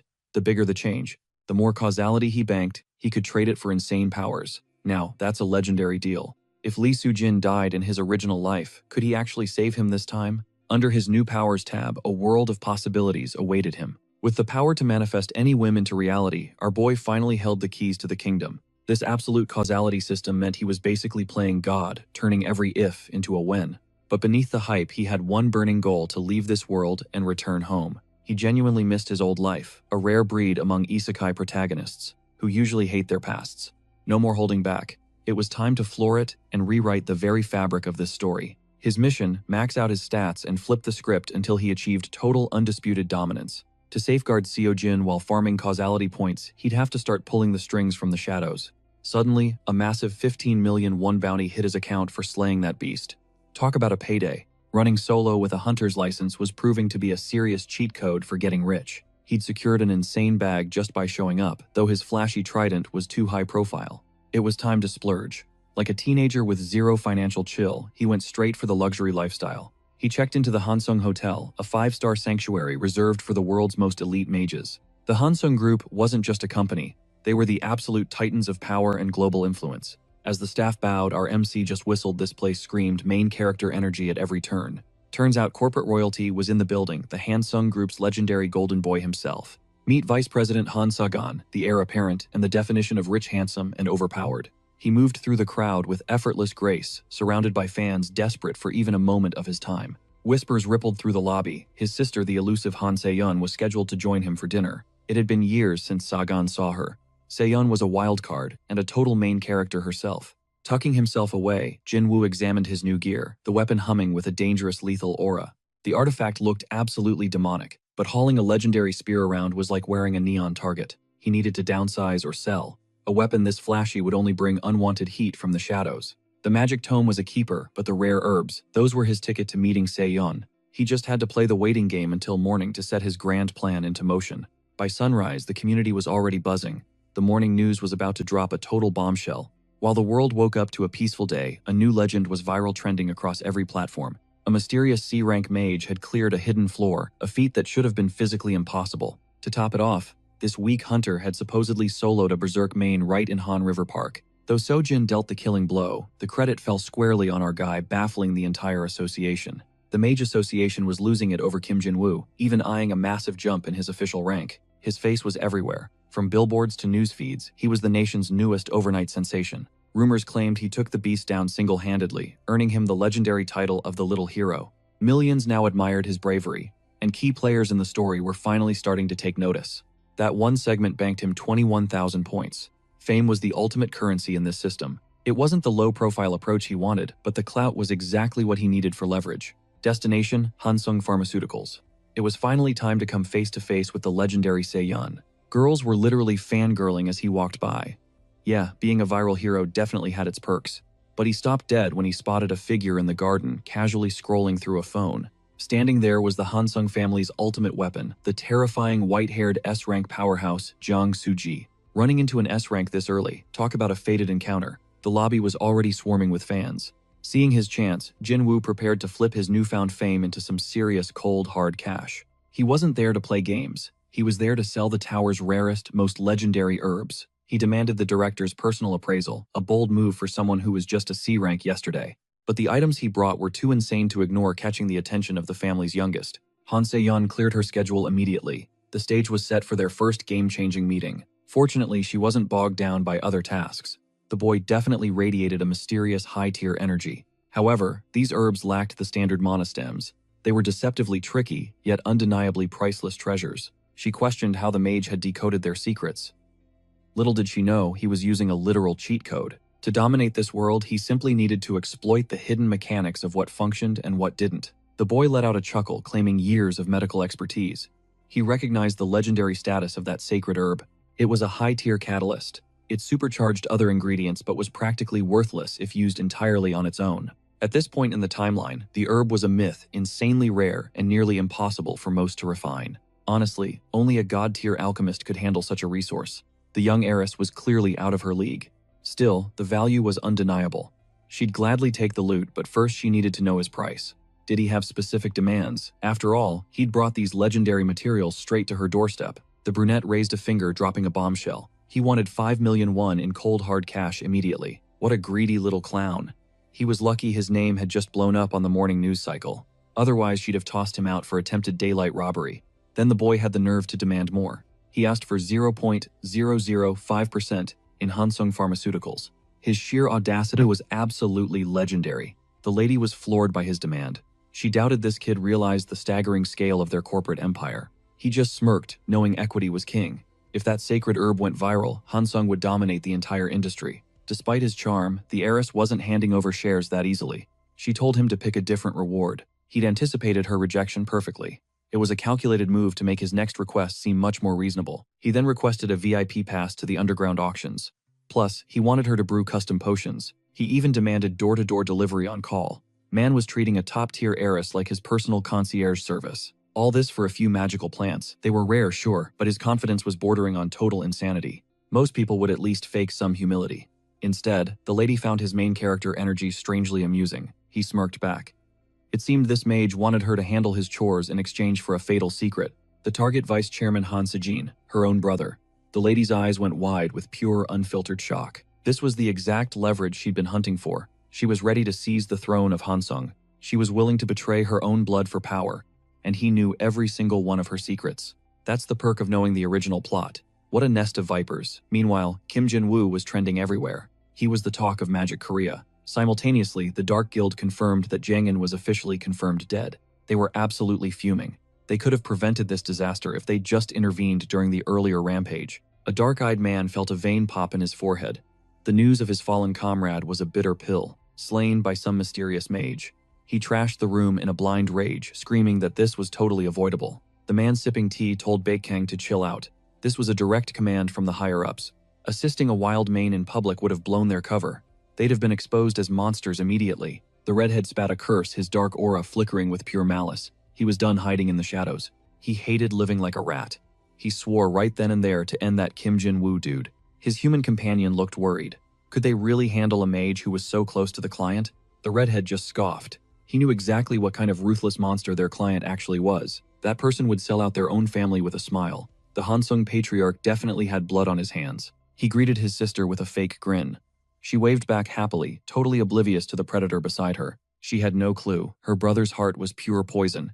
They hopped into the car like a normal family. They chatted about old times as the car pulled away. Then he asked how the pharmacy business was going. She sighed, playing the part of the exhausted worker. Corporate life was draining her soul, she claimed. She admitted to being mentally fried, especially since their father had dumped so many shares on her so young. We all know she's a shark in disguise. Those were basically fighting words disguised as a humble complaint. Her brother didn't back down either.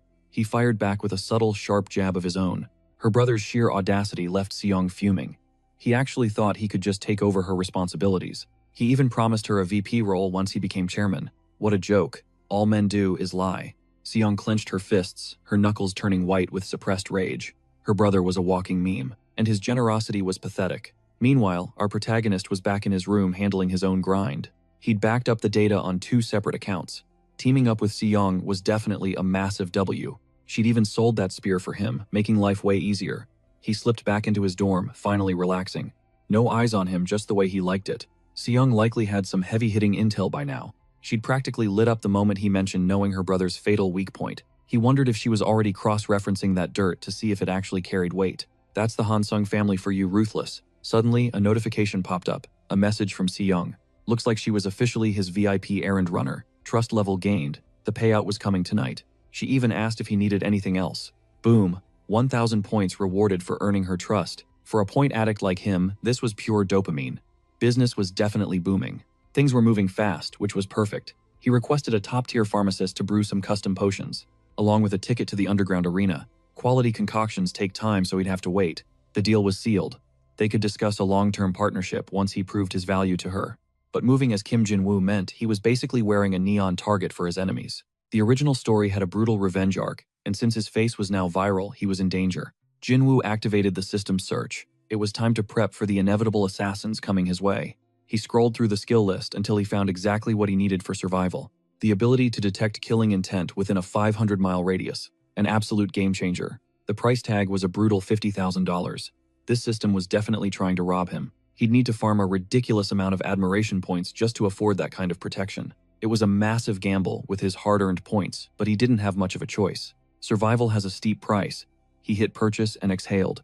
A few days later, his delivery arrived. He finally secured the potions, specially infused with a rare sacred herb just for him. The only catch: the side effects were just as insane as the buffs. The mana recovery was massive, boosting his speed by 500% for 5 minutes, followed by a total mana blackout. 30 minutes of exhaustion for god-tier power. Fair deal. He casually told Si-young she looked stunning today. She wasn't falling for the bait. She shot him a suspicious look, her eyes narrowing with distrust. She changed the subject immediately. Everything about this mysterious guy screamed danger. A high-level mage, demanding top-shelf potions. Plus, she couldn't wrap her head around how he knew her family's secrets. On the outside, she and her brother looked like the perfect duo. The leak made no sense. Now that she'd delivered the goods, she wanted the tea on her brother's supposed weakness. She'd used her own channels to investigate, and what she found was absolutely bone-chilling. She knew her brother was a snake, but she never imagined he was a cold-blooded killer. The body count was high, and he was even linked to some high-profile villains in the shadows. The intel was terrifying. How could this stranger know secrets that were buried so deep? Obviously, he had the ultimate spoiler, the original novel, but he had to keep that classified. Jin was a greedy monster, destined to fall into villainy. As time passed, he'd only get worse. Telling her he read it in a fantasy story would sound crazy, so he played it cool. He offered to trade the truth in exchange for 5% of Hansung Pharmaceuticals stock. A total power move. He expected her to turn him down, but he liked testing her. Si-young was visibly tilted, realizing he was just teasing her with the info. He found her frustration hilarious. With their meeting coming to an end, he brought up the underground arena ticket one last time. She'd secured the pass he demanded, but there was a catch. It was non-transferable. He'd have to accompany her inside. Now he understood her bizarre, sketchy outfit that day. She barked that this mess was entirely his fault. The flashy, ridiculous getup was mandatory. She'd burned through cash and risked her reputation following his orders. She demanded to know his true agenda at the arena. The boy simply noted he'd come into some capital. He claimed he needed to scale his assets. A sophisticated way of admitting he was there to gamble. She was floored. Was he seriously about to blow the entire fortune she'd just wired him on a bet? Kids these days were reckless. But he wasn't about to take a lecture from an adult while deep in cosplay. Honestly, after regressing and world hopping, he was double her age. A little respect wouldn't kill her. Totally repulsed by his life choices, she declared their partnership dead once the month ended. Han-seung's disappointment was palpable. Her fascination with the boy had officially hit rock bottom. Our guy was definitely in the doghouse now. Not that Sunwoo cared one bit. Donning an elegant mask, he prepared for the entrance. He knew she'd trust him again before they left. As twilight bled into darkness, the duo descended into the hidden depths of the special venue. Naturally, sentries guarded the threshold, meticulously verifying every guest's authorization. Armed with their very important person wristbands, they crossed the line. The elite were finally being welcomed. Sunwoo was ready to slip inside, but he froze. A masked figure with an unmistakable dark presence caught his eye. A mask couldn't fool someone with Sunwoo's knowledge. He immediately identified the man as the legendary S-rank villain. This was Harryon, a predator at the peak. Terrifyingly, his gaze betrayed no hint of malice at all. Beads of sweat formed as the main character realized the gravity. It made sense for a Titan to be here. Harryon was the master of this bloodsport arena. With a polite smile, he invited them to enjoy the show. He strolled past with professional grace, but Sunwoo couldn't tear his eyes away from the monster's silhouette. That man was a nightmare. Sunwoo was nowhere near strong enough to clash. He had to stay off his radar. They moved into the Coliseum, where masked spectators packed the stands like hungry wolves. Thousands of eyes were glued to the stage below, waiting for the carnage. The energy was electric. The hype was off the charts, mostly thanks to Yang Hongju.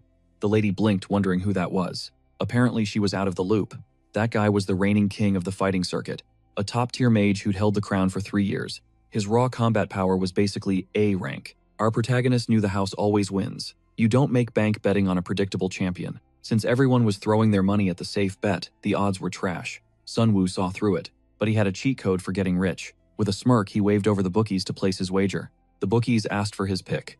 With the most arrogant smirk he could manage, he dropped the bomb. He slammed 530 million on the underdog. The absolute madman was betting against the champ. The lady nearly fainted at his recklessness. Even the battle-hardened official was stunned into silence. He asked for a repeat, thinking he'd misheard. The lady pleaded with him. They knew nothing about this opponent. He was throwing a literal fortune at a total wild card. Sun Wu just offered a mysterious smile. He had inside info. He knew a certain monstrous rookie was scheduled to make their bloody debut today. The wealthy heiress watched in horror. She couldn't believe this lunatic was gambling everything on a nameless first-timer. Meanwhile, in the back room, the masked host unmasked. Word of the astronomical bet had already reached his ears. 530 million on the sacrificial lamb. It was true. The master of the arena demanded answers. Who was the fool with money to burn? The report came back, a guy in a rabbit mask. Sun Wu had tried so hard to stay invisible, but he just walked right into the predator's crosshairs. The monster realized this was the same VIP from the gate. Things were suddenly getting very interesting. To a high roller like that, 500 million was probably just pocket change. A rich weirdo with strange tastes. A different redhead received a tip that Kim Jin-woo had surfaced at the underground pits. He'd been spotted there with Han Sung. This was the perfect opportunity to strike. Redmayne's blood boiled. He'd been holding back this secret for far too long, desperate to expose that guy. Time to roll. Revenge for Zhang Han starts tonight while a savage duel already rages in the pits. Surveillance caught the desperate plea of a battered fighter begging his rival for a shred of mercy. It was a literal bloodbath, raw, gore-filled, and savage. No wonder the arena was packed with adrenaline-seeking thugs. The loser cried out in surrender, but his sadistic opponent merely sneered at his pathetic whimpering. Too late to quit. With a brutal swing, he carved through his prey, leaving the man gasping for air. Choking on his own blood, the loser collapsed. The first victor was crowned, and it was none other than a long-haired psycho. The audience was stunned that the madman he faced had actually tapped out so easily. Massive bets went up in smoke. The crowd was fuming, labeling the loser absolute trash for ruining their payday. They hurled vile insults at him. In this hellhole, a few bucks meant way more than a human life. This underground world was cold-blooded, yet the protagonist knew the host wouldn't let anyone actually die today. That was a relief. Now the main event, a mysterious rookie was about to face the arena's reigning king. The clash between Liang Liang and Yang Hongju was finally here, and the tension was electric. 2,800 million sat on the champ, while only 530 million was wagered on the rookie. Practically no one dared to back Liang Liang. Everyone chose the safe bet, pouring their gold into the champion. But Xian Wu was ready for a massive payday. Nearby spectators mocked the delusional whale who bet big on the underdog. They scoffed at the idiot who threw such a fortune behind Liang, certain it was a lost cause. Sure, the reverse odds were insane, but if that rookie crumbled, that gambler would walk away with absolutely nothing. There wasn't a shadow of a doubt in their minds the long-standing champion was going to steamroll this match. The student just smirked. Let them talk. If his gamble paid off, he'd walk out with a six-fold profit. Finally, the gates opened. The warriors were stepping onto the blood-stained battlefield, and the atmosphere reached a fever pitch. First came the muscular titan, a legendary behemoth backed by everyone. Then followed the dark-haired challenger, the mysterious Liang Liang. Whispers rippled through the stands. Seeing him in person, even Xian Wu's confidence started to flicker for a second. The most shocking detail, the fighter was tiny. The weight difference between them was almost laughable and made no sense. Xian Wu maintained his poker face. The kid was definitely scrawnier than anticipated, maybe he just hadn't hit his growth spurt yet. But this wasn't just about the money. A notorious villain syndicate called Jane played a massive role here. This very fighter was destined to become a core member of that dark organization in the original story. He was a skinny short stack with deceptively built arms, though his sickly appearance made him look anything but dangerous. If he were taller or looked less fragile, he might be intimidating. But as he stood, he looked totally outclassed. Xian Wu watched intensely. He needed to witness this future villain's combat style firsthand to understand what he was up against. He hadn't expected the guy to look so weak. Meanwhile, the crowd was already hunting for the moron who bet big. Xian Wu fought back the urge to hide in embarrassment. Everyone was laughing at the fool who gambled on a loser. He had to trust the plot. Even if the timeline had shifted, he needed to believe in the original narrative. This scene was a pillar of the original novel, and he hadn't interfered enough to derail this specific event yet. According to the lore, Liang Liang had never tasted defeat in this pit. Not even a single time. The champion took one look at the sickly runt and burst into laughter, mocking the boy's pathetic and fragile frame. He claimed the rookie was beneath him, a literal insult to his status as the arena's undisputed king of carnage. Arrogance radiated from the Titan in waves. With a disdainful scoff, he channeled high-voltage sparks across his massive muscles. He exploded forward at terminal velocity, a blurred streak of power aimed directly at the scrawny opponent's throat. The emaciated boy gasped, dodging by a hair's breadth as the shockwave of the attack nearly knocked him over. He looked genuinely stunned, as if he hadn't expected the champion to possess such terrifying, instantaneous speed. But the mighty Hongju didn't miss a beat, spinning into a follow-up strike that caught the dodging rookie off guard. A cry of agony escaped the future villain as the heavy blow connected, sending him spiraling across the arena. He slammed into the concrete wall with a sickening thud, coughing as he desperately clawed his way back to his feet. As the Titan closed in for the kill, the crowd erupted in a bloodthirsty roar, absolutely loving the one-sided massacre. Xianwu was straight up spiraling. Honestly, seeing a protagonist actually sweat over his life choices is a total vibe. Losing 500 million on a reckless gamble wasn't the plan. He bet everything on the plot armor. Yet, the absolute trashing the future villain was enduring was brutal. Could this underdog really pull a win? While Seonwoo stressed over his bank account, a sleek ride was low-key gliding toward the Coliseum. Its mission: delete Seonwoo's future for good. Their target was the dark heart of the underground cage. They couldn't just barge in. Crashing Harion's party was a death sentence. He'd leave the place in a body bag. Revenge could wait for a tactical play. The redhead needed the exact timestamp for the final curtain call. 10:30 sharp, the perfect window. A predatory smirk crept across the monster's face. The timing was absolute chef's kiss. He'd make that loser's final moments a living nightmare. Meanwhile, back in the pits, Liang Lang was suffering. He was hanging by a thread. The muscular titan was literally mopping the floor with our boy's face. The reigning champ delivered a devastating haymaker, burying his massive fist deep into the kid's stomach. A guttural scream ripped from the future villain. This slaughter was so lopsided, Xianwu had zero reason to hope. The panic was real. The giant barked a laugh, mocking the little runt and telling him to stay down. Beat it. He punted him into the concrete again. At this rate, the guy was just a human punching bag. Pure disrespect. He was toying with him now, raining down a flurry of kicks and savage blows. Ragdolling him for sport, that's high-key toxic. But in this lawless pit, anything goes. No rules, no mercy. The roided-out gorilla had a free pass to pulverize his victim into a fine red mist. No surrender, no stop. The rookie looked like a total wreck, far worse than when he first stepped up. Caked in grime and blood, his broken body lay still. Meanwhile, the bloodthirsty crowd roared for young Hongju. Xianwu's fortune was about to go up in flames. Safe to say, our bro was definitely not having it. Who would be okay with losing a bag that big? He bet on the narrative, but reality was biting. Now the arena echoed with the champion's name. Xianwu watched his nightmare unfold in high definition. The plot was derailing fast. There was zero chance that brainless Tank had actually secured the win. Right. He tried to glitch out of reality, because the present moment was busy nuking his hard-earned savings. His cash was evaporating. Then, without warning, a spray of crimson painted the arena floor. A deafening silence hit the crowd. Hongju froze, staring at the corpse that refused to stay down. The underdog rose from the ashes. Hongju hacked up blood, reeling from a strike he never saw coming. A sinister grin split the rookie's face. He looked absolutely demonic after finally landing that counter hit. The giant was fuming. He charged like a mad bull, eyes burning with pure, unadulterated hatred for the kid. The smaller fighter smirked, waiting. He began harvesting weapons directly from his own freaking flesh. The menace was ripping bones straight from his ribcage. His skin parted like water for the gruesome ritual. Liang Lang treated his own skeleton like a weapon rack. Once he gripped those jagged bone shards, he let them fly. It was nightmare fuel. The calcified projectiles whistled through the air, finding their mark. They glowed with a cursed purple aura, shredding the giant's defenses and skewering him from every angle. Crimson geysers erupted from the champ's chest. The invincible warrior buckled his legendary stability, finally failing him. He hit the dirt. Hard. Good luck standing up when you have 5 jagged bones protruding from your gut. The mighty Yang Hongju crashed down like a fallen idol. The entire arena went dead silent. No cheers, no screams, just pure unbridled shock. History was being rewritten in that bloody pit. Why celebrate? Everyone in the stands had just watched their life savings evaporate in a single moment. Jaws were on the floor. The impossible had happened. The king of the arena had been dethroned.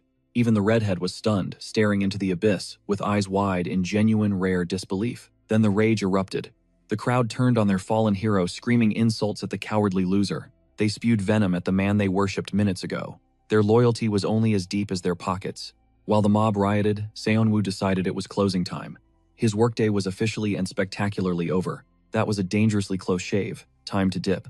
but a mysterious lady was already in hot pursuit. Naturally, the girl stood speechless, reeling from the impossibility she just saw. Labeling this a fluke felt like way too convenient. A high-profile VIP gate crashing the arena precisely when their undisputed champion finally bit the dust, while dropping a massive fortune on a gut feeling. Something was fishy, and naturally, an S-rank antagonist sensed Liang Liang's upset victory solely because Yang Hongju's ego had clouded his judgment. Overconfidence leads to mistakes. Yet that mountain of cash riding on a total nobody clearly signaled a calculated move. Manager Zheng received an urgent summons as the arena's boss issued direct orders regarding the high roller who hit the jackpot. The big boss demanded a full investigation into the gambler's background. At the same time, post-match, our hero and the rich heiress exited the venue. She stared in disbelief, demanding to know his true identity, and how he predicted Liang Liang's triumph. With a sly grin, he simply chalked it up to god-tier instincts. The lady just facepalmed, frustrated that he dodged every single question with zero helpful info. She was ready to throw in the towel. Meanwhile, our protagonist couldn't hide his massive $1,000,000 smirk. Tonight was a total game-changer. That single wager had skyrocketed his bank balance to over 1 billion won. Miraculously, he funneled every last cent into Kim Sun-woo's personal account. Talk about living life on the edge, laundering dirty cash under his real name while deadly rivals were hunting him down. But our MC was way too high on his own success to sweat the details. He'd just snagged the Gambler of the Century title, and Han Si-yun was finally lowering her guard around him, a huge win in his book. This girl, Han Si-yun, was becoming seriously intrigued. It looked like her helpful nature was securing her spot as the main heroine. Her interest level had officially hit rank 1. Things were getting spicy. Our main man just pocketed 7,000 points from that milestone. Talk about a massive payday. He was literally swimming in rewards tonight. After draining his stash on the killing intent sense, he was already rebuilding his fortune. Suddenly, his pupils dilated as his new skill screamed a warning. Our protagonist stopped dead in his tracks. As a heavy, murderous pressure radiated from a suspicious white car down the street, malice was in the air. It was like he'd manifested the threat just by thinking about it. Talk about terrible timing. Only one faction played this dirty, the Vengeance Society. They were clearly here to settle a blood debt. According to the original lore, a powerful figure was destined to hunt down those who harmed their ally, Zhang Han. As uncertainty clouded his face, the lady walking with him questioned his sudden grimace. He gave Han Si-yun a forced chuckle, realizing he needed yet another massive favor. The vehicle ahead swerved erratically as its driver suddenly shifted tactics. Naturally, the stalker tailing them spotted the weird maneuver immediately. He signaled the driver to halt, wearing a predatory smirk. They were prepping for a roadside execution. Little did they know Sun-woo was already steps ahead. He stepped out to meet them head-on. A red-haired assailant emerged, locking eyes with his prey, our lone, fearless hunter. With Han Si-yun safely out of the way, the killer doubted this scrawny-looking kid could actually be the one who took down Zhang Han.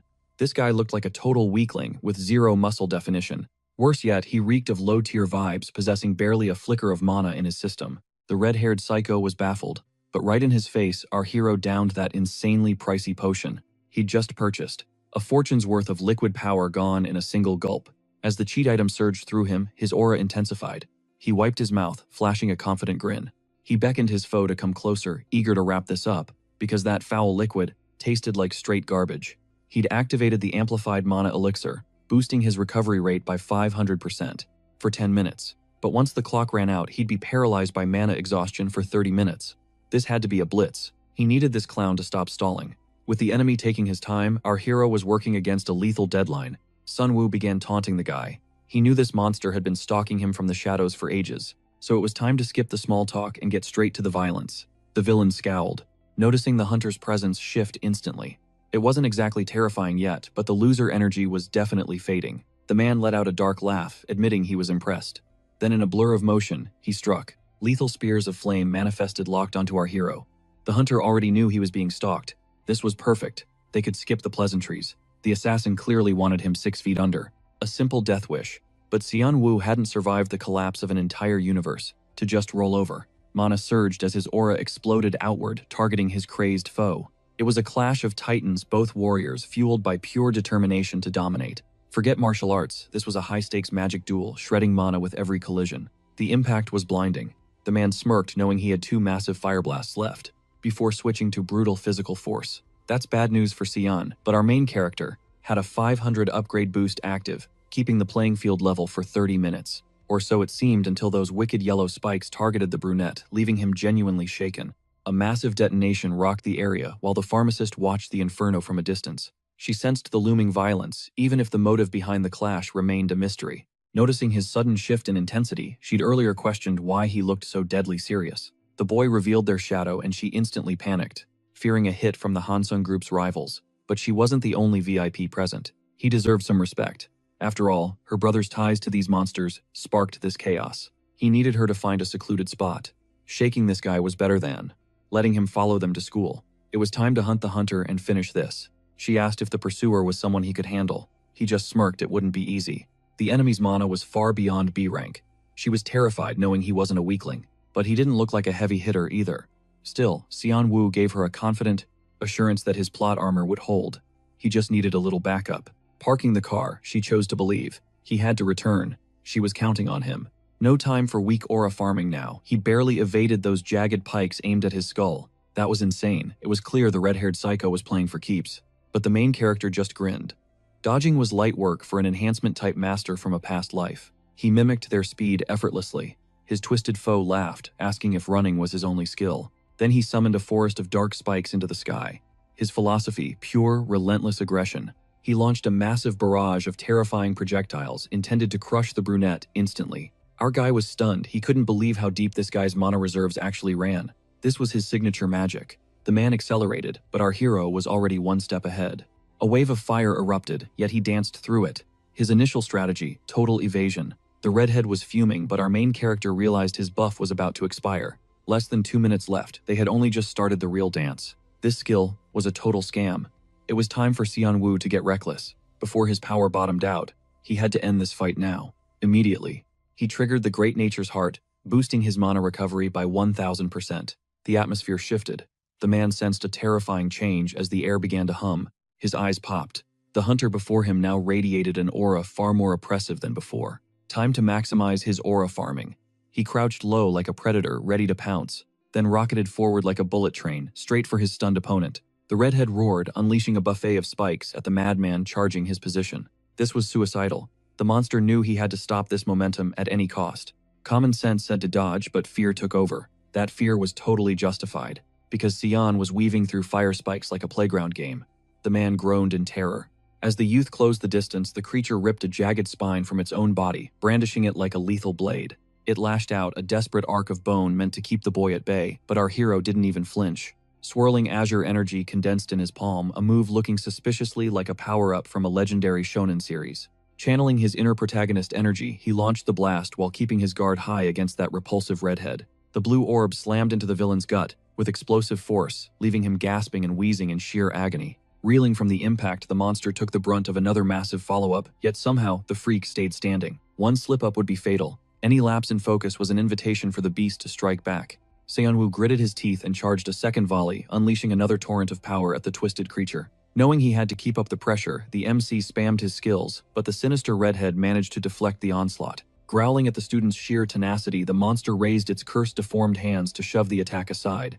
Xianwu pushed his limits, yet he struggled to find the perfect opening from his current position. A brain shot was nearly impossible, but then a spark of genius hit the bespectacled boy, and he cut the long-range fire.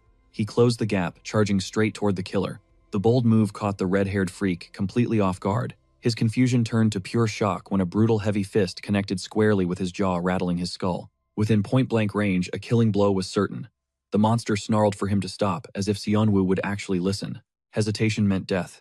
Ending this now, our protagonist lunged forward and locked his hands around the monster's throat. He squeezed with everything he had, intending to snuff out its life, but then something went incredibly wrong. The neck wouldn't snap.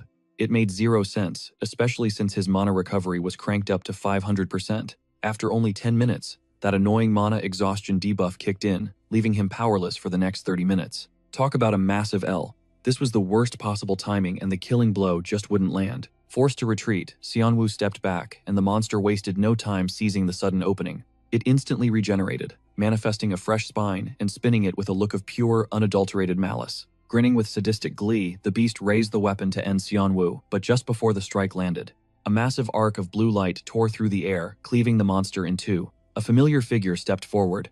Standing over the bisected corpse was a towering powerhouse. Xianwu stared in awe. A true warrior had finally arrived. Meet Zhang Suji, an S-rank mage, and the legendary blade of the Hansung clan.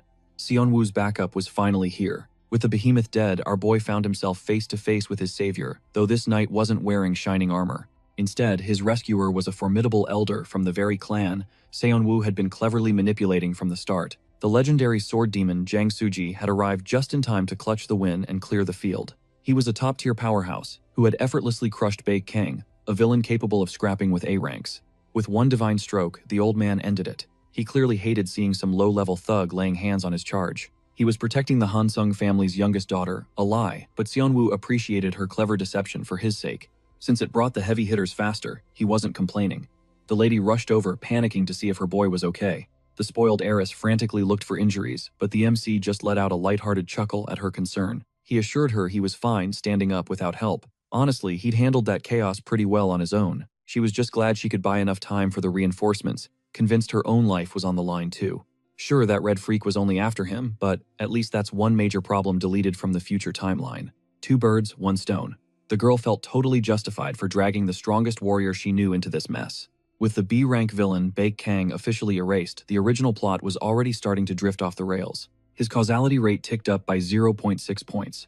Luckily, Han Sayan still trusted him implicitly, which was great. The system granted him 1,000 points. A bit stingy for taking down a named villain, but he'd take the win. The veteran swordsman asked if they should flag this incident to the chairman immediately. But this wasn't exactly a loving family, and a direct assassination attempt was a massive red flag.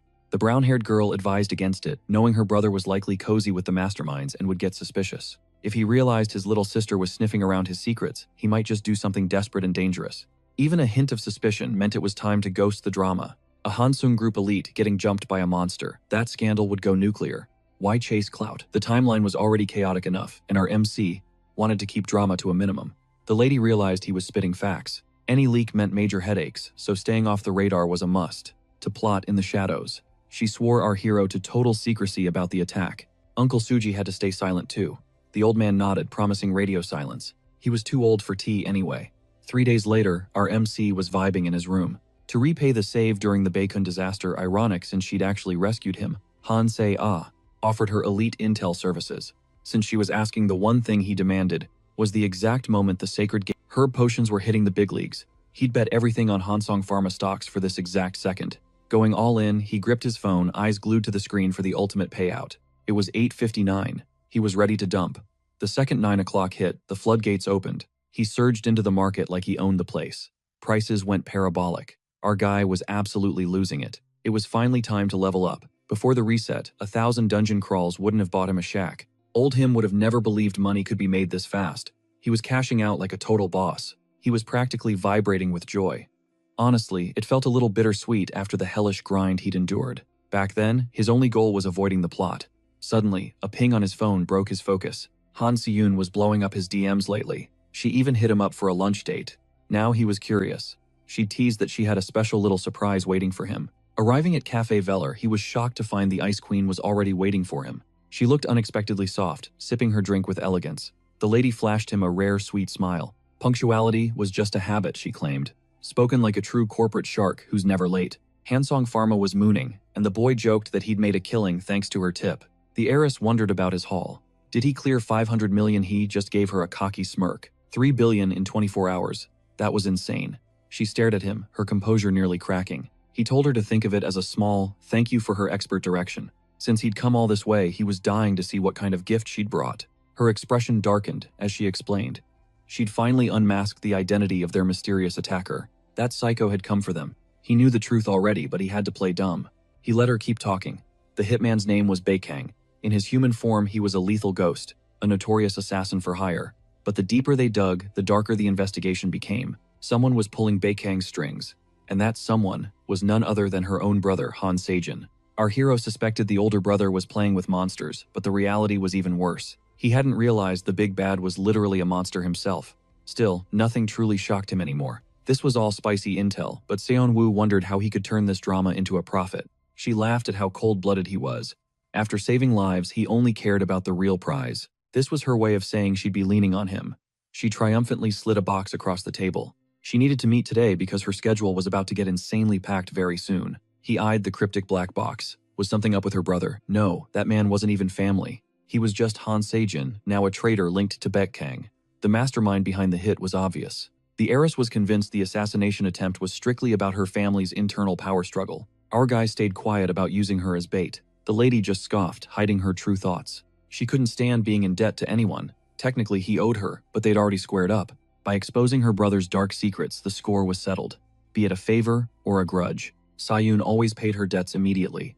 She stood up and vanished, leaving the main character behind. He sat alone with the mystery box. Siyun, thinking Seijin controlled Baekgang, was a major misunderstanding. Regardless, her brother was a straight-up villain. It was probably safer to just take him out. Better sooner than later. Eventually, that snake would crawl into Sayun's path and ruin everything. Using Siyun to crush Han Seijin seemed like a solid plan. She paused to call Kim Jin-woo. She smiled, hoping the gift suited his taste. Now he was seriously curious about the package. She'd personally put a lot of effort into selecting it. He offered a warm smile of thanks. He showed his appreciation for her kindness. Then he slowly lifted the lid to see inside. A shimmering silver band. A mana alloy bracelet with double S durability. This thing was built like a tank. This rich heiress just dropped a fortune on him.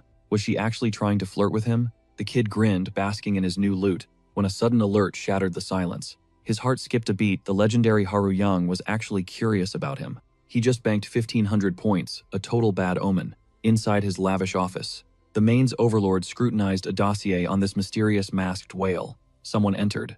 Lord Haru Yang, Qianhei, an associate of 10 years, arrived for the council. The 10 Demon Council had business, but another grim topic weighed on his mind. With a heavy head, he mentioned the brutal demise of his brothers in arms recently. Every clue pointed back to a mysterious human mage, pulling strings behind both incidents. Before his end, Baekgang spotted this phantom at the arena not long ago. Qianhei looked at his king. Have you heard of a hunter named Kim Jin-woo? Talk about a coincidence that was the exact target Haru Yang was currently hunting down. The Dark Lord wasn't just aware. He was obsessed. His prey was making waves. Haru found it hilarious that others wanted his quarry.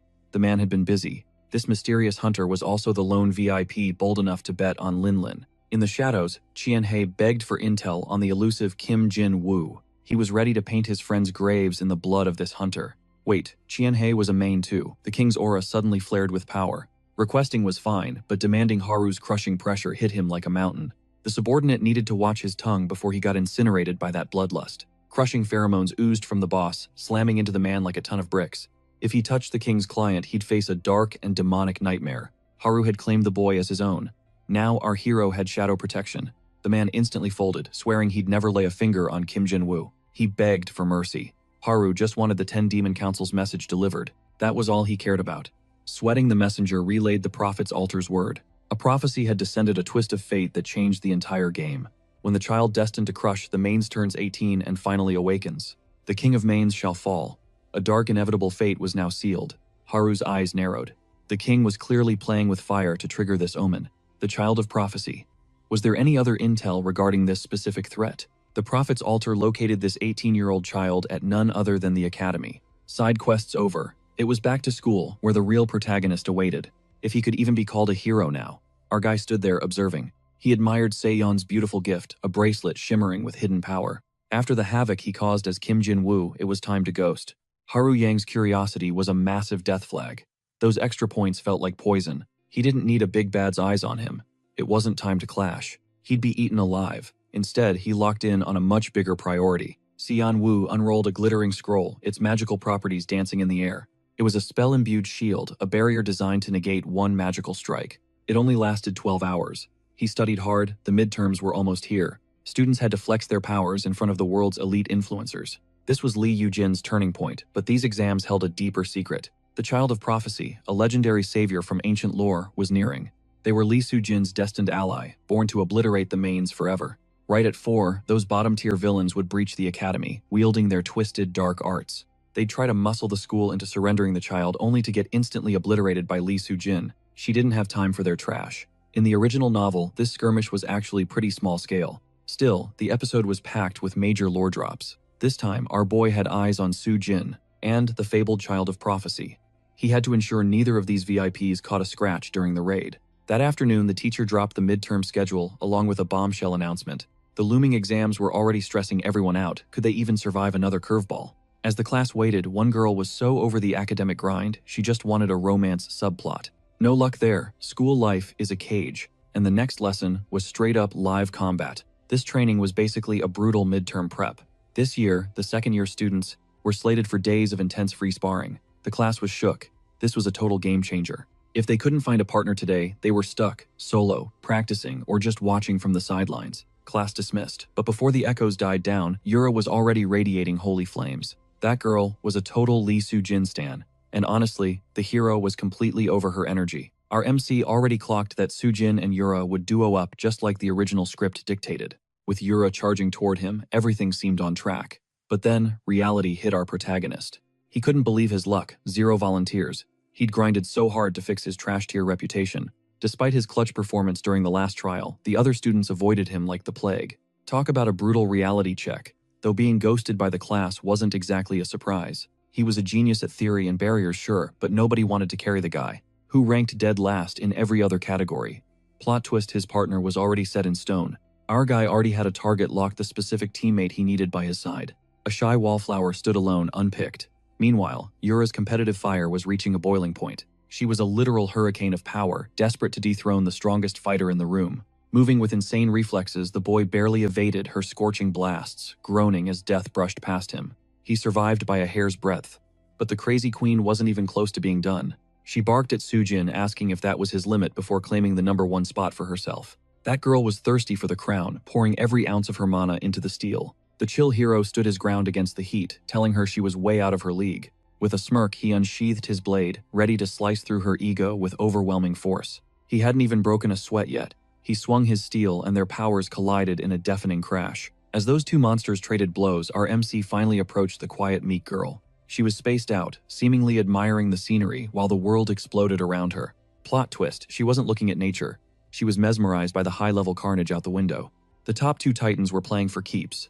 The girl finally turned away, hiding her gaze. Shards of ice flickered in her palms. She couldn't afford to be a spectator anymore. Comparing herself to those geniuses only made her feel small. But her time was coming. Nobody even looked at Yoon Hee-young. She was the invisible girl of the sparring session. Ranked 82nd, a total bottom feeder. She was a book-smart queen, but a combat flop. She played it cool, but the classmates' whispers were cutting deeper than any blade. Knowing you're the weak link is one thing, but being dismissed as a nobody, that stings. Her massive brain couldn't keep up with her lack of raw talent. Poor Hee-young knew the score. To her peers, she just wasn't main character material.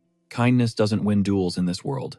She bit her lip, swallowing the bitterness and fueling her drive to evolve. Tears were a luxury. Crying was for the weak. If she wanted to climb, she had to stay locked in.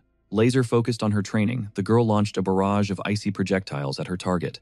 But the shards were tiny and weak. Her target remained completely unscathed after the volley. It was totally demoralizing.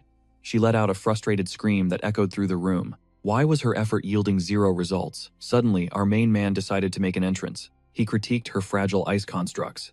She was stunned to see Kim Seon-woo, the class's lowest-ranked student. Yet he stepped forward to explain her glaring flaws. Her frost lacked a real bite, and her accuracy was honestly embarrassing. Her fundamentals were a total mess.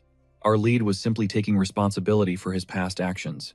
After the dungeon incident, Seon-ho knew his guidance could trigger her true evolution. She should have been ranked 6th by now. Unfortunately, his earlier interference ruined her growth trajectory.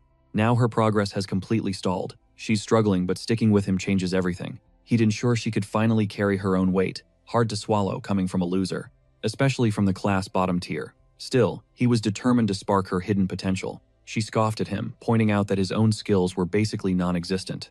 She thought he was just crushing her confidence to manipulate her. She was absolutely livid. That's the price of being known as the ultimate failure of the class. If only she knew his secret life. He just chuckled at her wild assumptions. Or maybe she was fuming because she couldn't prove his logic wrong. She glared, realizing his assessment was dead on. There was no reason for this meltdown. Boiling with rage, she stormed away with an arrogant, untouchable attitude. She'd actually respected him in the dungeon, but clearly she was dead wrong about him. He worried he'd pushed too hard. After all, she's still just a high school girl. He began to apologize for his bluntness, but she suddenly let out a low growl. She challenged him to a duel. Time to see if the loser could actually fight. Huge mistake, but maybe a reality check is exactly what her training needs. He smiled.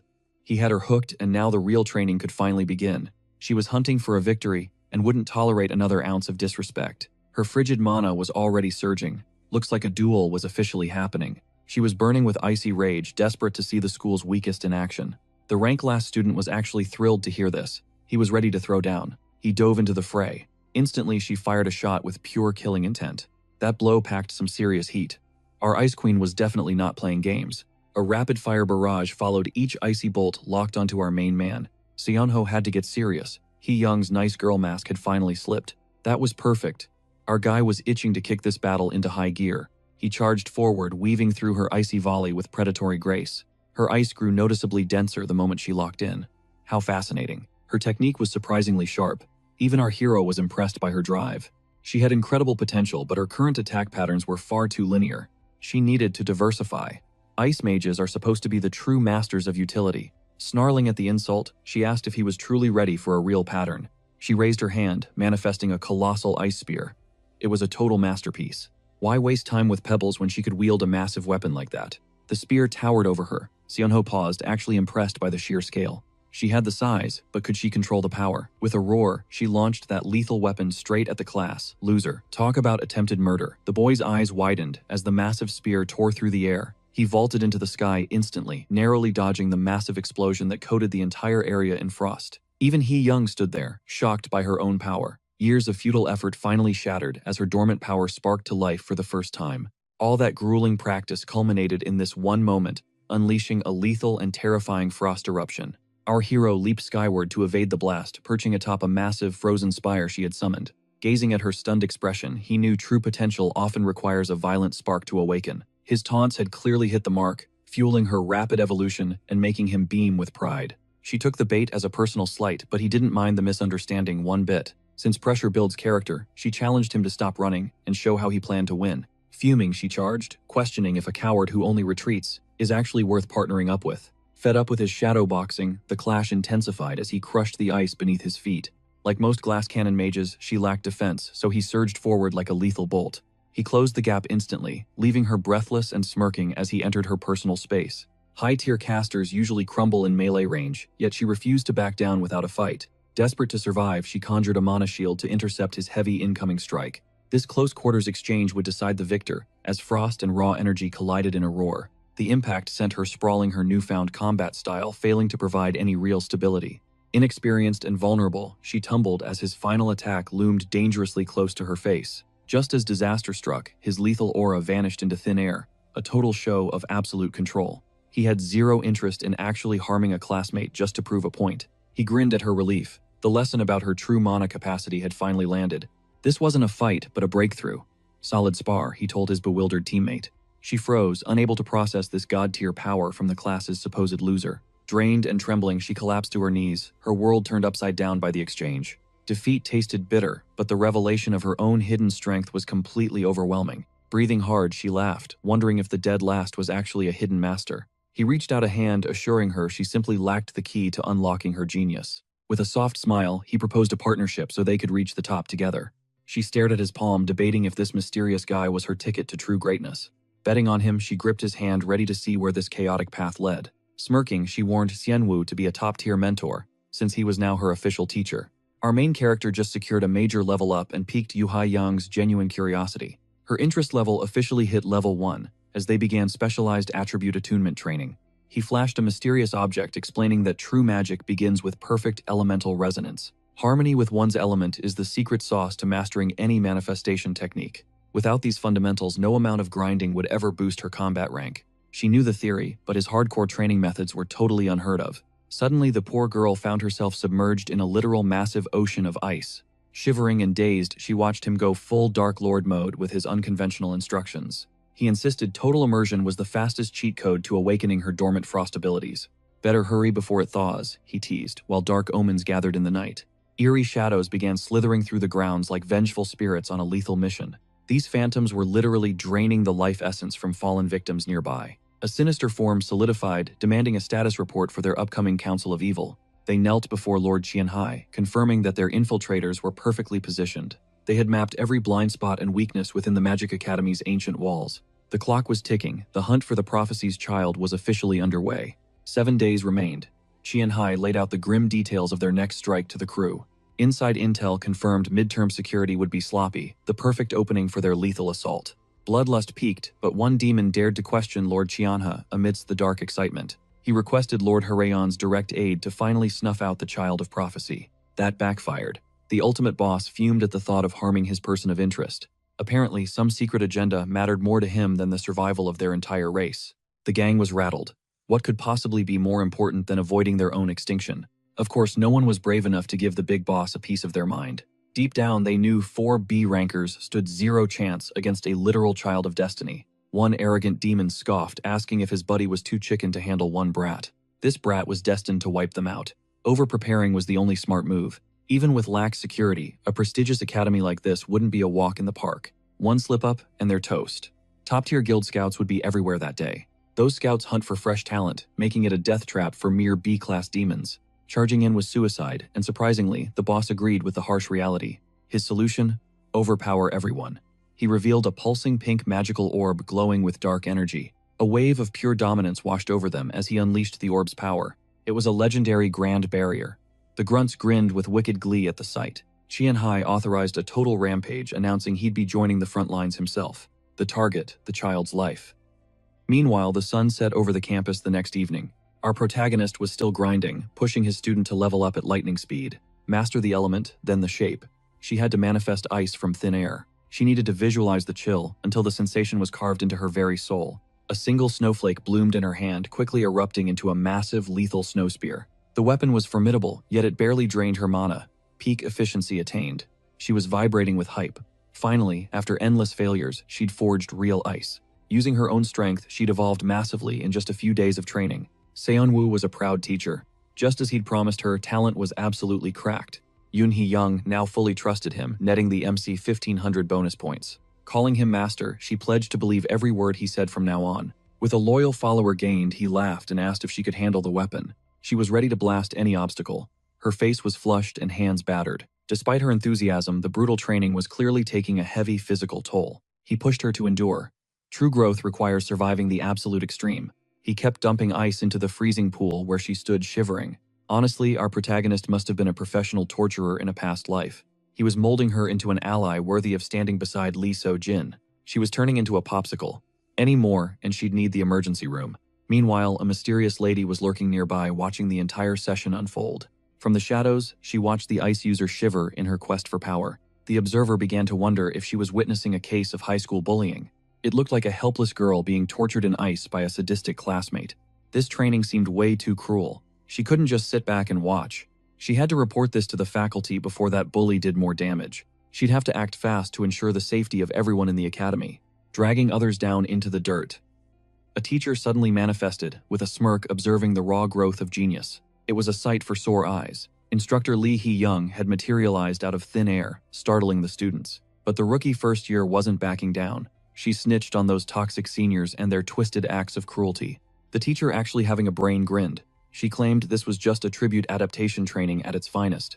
She was fully aware of the school's chaotic vibes. This revelation hit the young girl like a total truck. She never imagined training could be this savage. Turns out Hee-young had been lurking since day one. Hae-young was evolving her mana manifestation at an insane speed. It was legit impressive to witness. But the real shocker, a certain student's tactical eye. The Ice Queen was grinding hard and sweating blood, but her classmate had instantly spotted her weakness. He coached her through the bottleneck like a pro. Kim Seon-woo, the first years were shook. How could that bottom-tier loser actually have any relevance here? The teacher chuckled when she saw they knew him. She figured So-yoon only remembered the elite S ranks. It was low-key embarrassing that the staff saw right through her patterns. The girl tried to cap, but the teacher doubled down. Seon-woo was a hidden gem with high potential talent. The rookie was skeptical. Sure, maybe the boy was popping off now, but he was still dead last. That was a massive red flag. Plus, he was way too nice, always playing the hero for others. People wondered when he'd stop being a simp and actually grind to level up his own skills. Everyone wanted to see results. The teacher went quiet, staring into the girl's soul for a moment, before suggesting they give the dude a fair shot to prove his worth on the battlefield. The teacher smiled, hyped for the upcoming midterms. Meanwhile, our boy Seon-woo was not feeling it. He was dreading the chaos. But wait, the system shop just dropped a legendary flash sale. A 30-kilogram subspace pocket was on a limited-time discount. He had 5 days to secure the bag. This item was a total game-changer, and our guy wanted it bad. It was a priceless treasure, allowing him to summon gear out of thin air. It was god-tier utility for both combat and life. It was a lucky find in the special sale shop. However, there was a major catch. He was broke. The brunette only had 8,000 points. Now this limited loot was just out of his reach. He needed to grind 11,000 more points in 5 days. He needed a surefire hustle. He was stressing hard when fate intervened. Teacher Lee Hee-young was calling. Talk about a surprise. Meanwhile, rumors were flying about Park In-won and Kim Seon-woo. The hype was real. 3 students got scouted for the elite manifestation class. Lee Xiaojun didn't even make the cut. He wasn't even considered since his magic didn't fit. The teacher wanted raw potential over grades. Xiaojun was stuck in the enhancement class. If Seon-woo could get in, he'd be close to him. That would be perfect for farming attention points from the system. But the blonde elitist wasn't happy. He threw a fit immediately. He understood why the handsome genius got picked, but why the failure? Why would the teacher invite a loser like him into the VIP advanced class? It made 0 sense. Seon-woo just ignored the noise. Park In-won was a 5th-ranked senior with a massive ego. The brunette didn't vibe with him at all. The blonde insisted his rank made him royalty in this school, and being grouped with a dead-last loser was a slap in the face. He demanded the vice top complain. The second-best student just sighed. She asked what there was to even be mad about. She didn't care who joined the class. All she cared about was her own grind and staying on top. Her cold logic left the blonde fuming. He cursed her internally, calling her a friendless witch. Then the spotlight turned to Seon-woo. What was his take on all the disrespect? The brunette just smirked. If the rank gap was the problem, he'd just have to break the leaderboard. The teacher was absolutely thrilled with that response. That was the energy she wanted to see. She looked forward to the spectacle. The atmosphere in the room turned heavy with anticipation. The stage was set for the midterms, and Seon-woo was ready to shut everyone up. To earn his spot, the young genius first had to prove his worth during the high-stakes midterm exams. His goal was a top 80 finish, leaving his instructor skeptical about whether such a feat was even possible. Later, amidst a shower of festive confetti and ceremony, everything seemed to be falling perfectly into place. With a confident grin, the brunette declared the target reachable, while the top-ranked student stood firmly by his side. She eagerly followed his lead as they entered the second-year midterm, a brutal test of cooperative combat. Teaming up was mandatory to take down the summoned green giant. Success required striking the beast's hidden vitals. One clean hit to the internal core meant an instant kill, but reaching it was a nightmare. These weak points were scattered in erratic, hard-to-find locations, making the task nearly impossible for most. Points were hidden on ankles or heads, so most students settled for just surviving the monster's relentless onslaught. However, the real prodigies didn't just survive, they unleashed devastating pillars of flame from their fingertips. Naturally, it was the powerhouse duo of the relentless Yura and our central hero Lee Seo-jun. While the girl drew the beast's aggro with long-range barrages, the boy lunged forward like a lightning bolt. These two were basically playing with a cheat code, possessing enough raw power to ignore traditional tactics. They didn't need to waste time hunting for tiny vulnerabilities like the weaker students did. Why hunt for weak spots when you can just vaporize the entire monster? The scouts went wild with excitement. The crowd roared for Lee Seo-jun, stunned by the incredible synergy he displayed at such a young age. Paired with Yura's terrifying firepower, they were the undisputed stars of the show. Then, the heavy hitters finished. Next up were the supposed bottom-tier losers, Lee Seon, Woo and Hae-young looking to climb the ranks. Fueled by pure adrenaline, the protagonist charged ahead, signaling the Ice Girl to pave his way. She channeled her frost attribute into the ground, freezing the battlefield as the audience watched in total shock. As shimmering blue magic coated the floor, the boy used the icy surface to rocket toward the massive ogre. Meanwhile, the scouts were busy mocking him, recognizing him as the failure from the public ranking exam. Rumors swirled that he'd bribed his way in, with many laughing and betting he'd run out of mana again. Little did they know, their petty insults were actually feeding directly into our hero's secret advantage. With 254 people underestimating him, he cashed in on 1,000 anticipation points instantly. A smirk played on his lips. The crowd wanted a clown, but they were about to get a legend. He'd ground through the training to bury his past mistakes and had no intention of being their punchline. His outsider's benefit skill flared to life, pinpointing the ogre's vulnerability right in the center of its chest. Equipped with the right gear, he skated across the ice with lethal precision and zero room for error. He unleashed a surge of magic at the towering beast, refusing to play the fool this time around. Blood sprayed as his strike landed perfectly, obliterating the weak point gem in a single explosive moment. A second ogre let out a guttural roar of fury, charging at the brunette to avenge its fallen comrade. He laughed, fueled by the desire to silence his critics, realizing this victory was coming easier than expected. But as the beast swung its massive fist, the boy's world suddenly ground to a screeching halt. His eyes locked onto a familiar face in the stands, a face that sent a chill down his spine. It was Xianha, quite possibly the most dangerous and troublesome wildcard in the entire story. Mid-attack and ready to pulverize the second monster with a mana blast, the boy suddenly hesitated. He intentionally pulled his punch, purposely missing the core and only grazing the creature's massive shoulder. That sloppy shot didn't stop the charge, but he'd rather look like a klutz than catch his attention. Staying under the radar was a priority. He couldn't risk becoming a person of interest to someone that dangerous. The stadium erupted in disappointed groans as the spectators complained about his supposedly failed attack. Still, for a dead-last student surviving a close call like that was impressive, but the boy was internally spiraling. Panic set in as he realized the mastermind behind the coming invasion was already inside the school walls. The infiltration wasn't supposed to kick off until 4 in the afternoon, long after the exams concluded. Yet there, the boss was sitting casually among the audience like he didn't have a sinister plan in motion. Sang-woo snapped back to reality as the Ice Queen's frantic warning pierced through the chaos.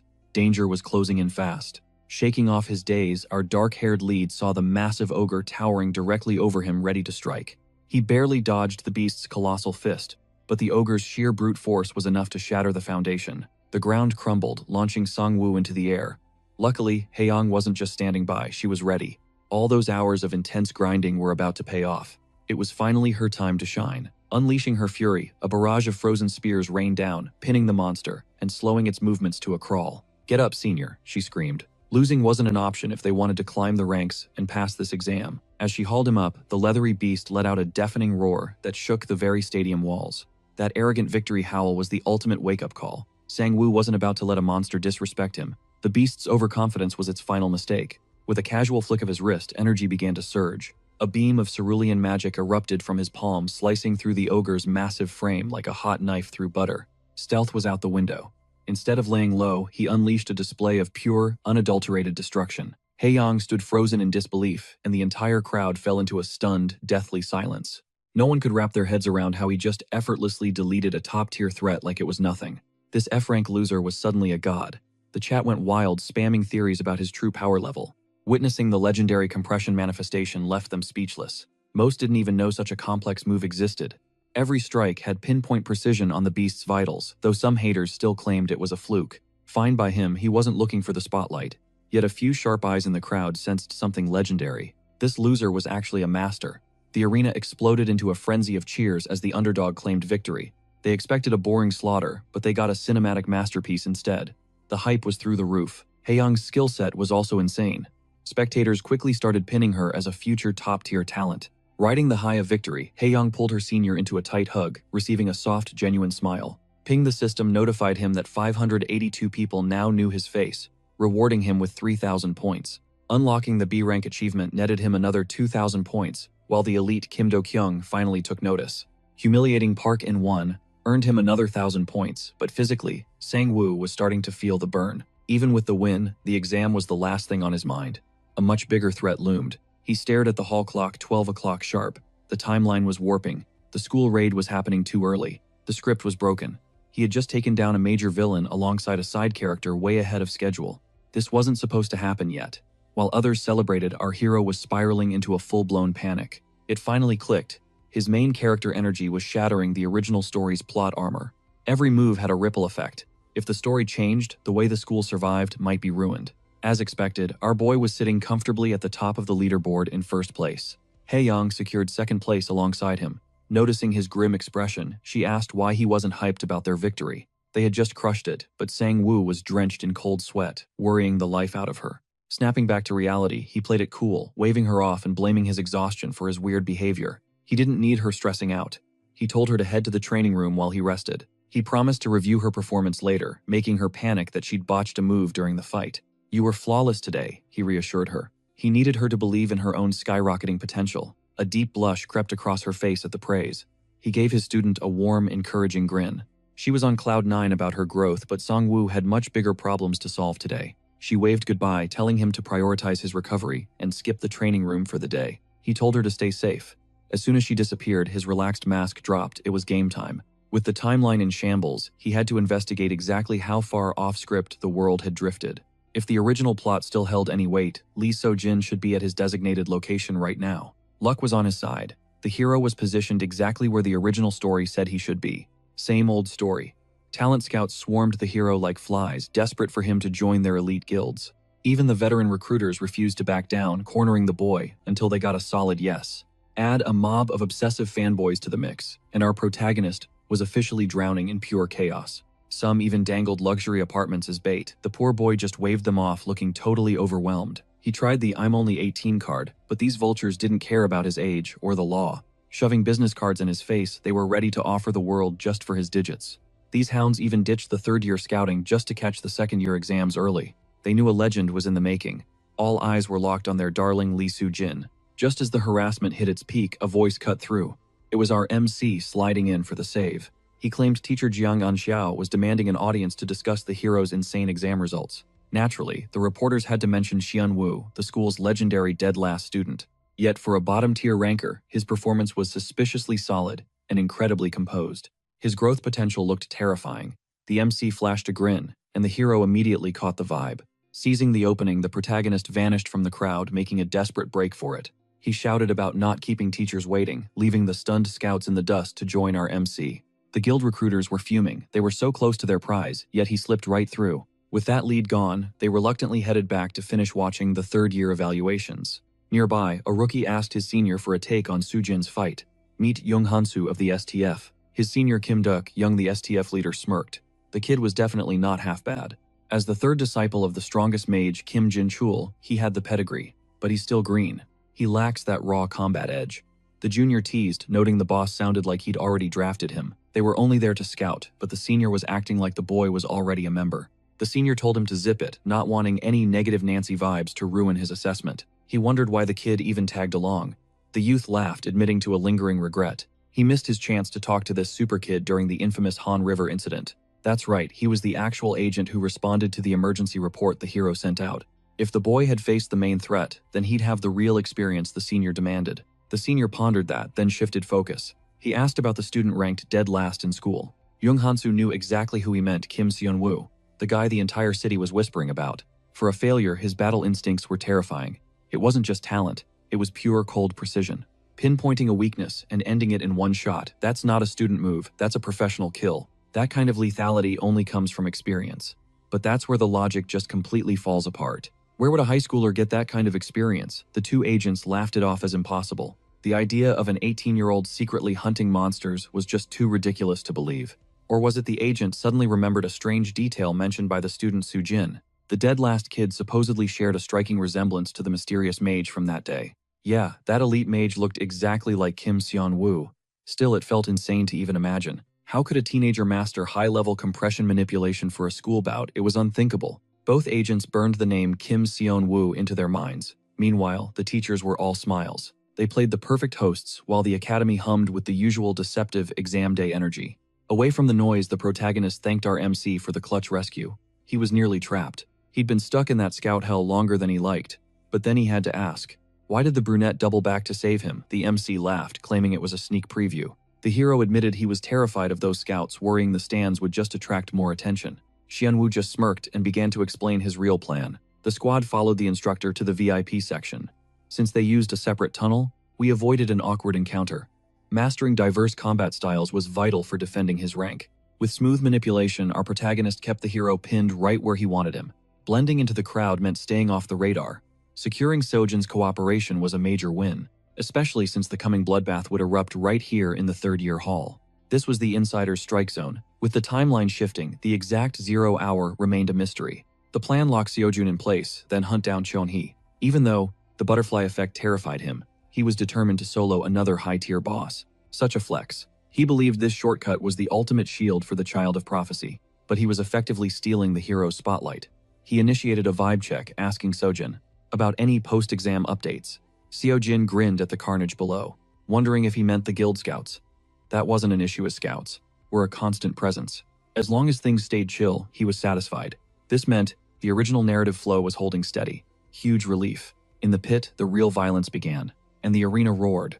High-tier scouts prowled the stands, hunting for elite talent to recruit.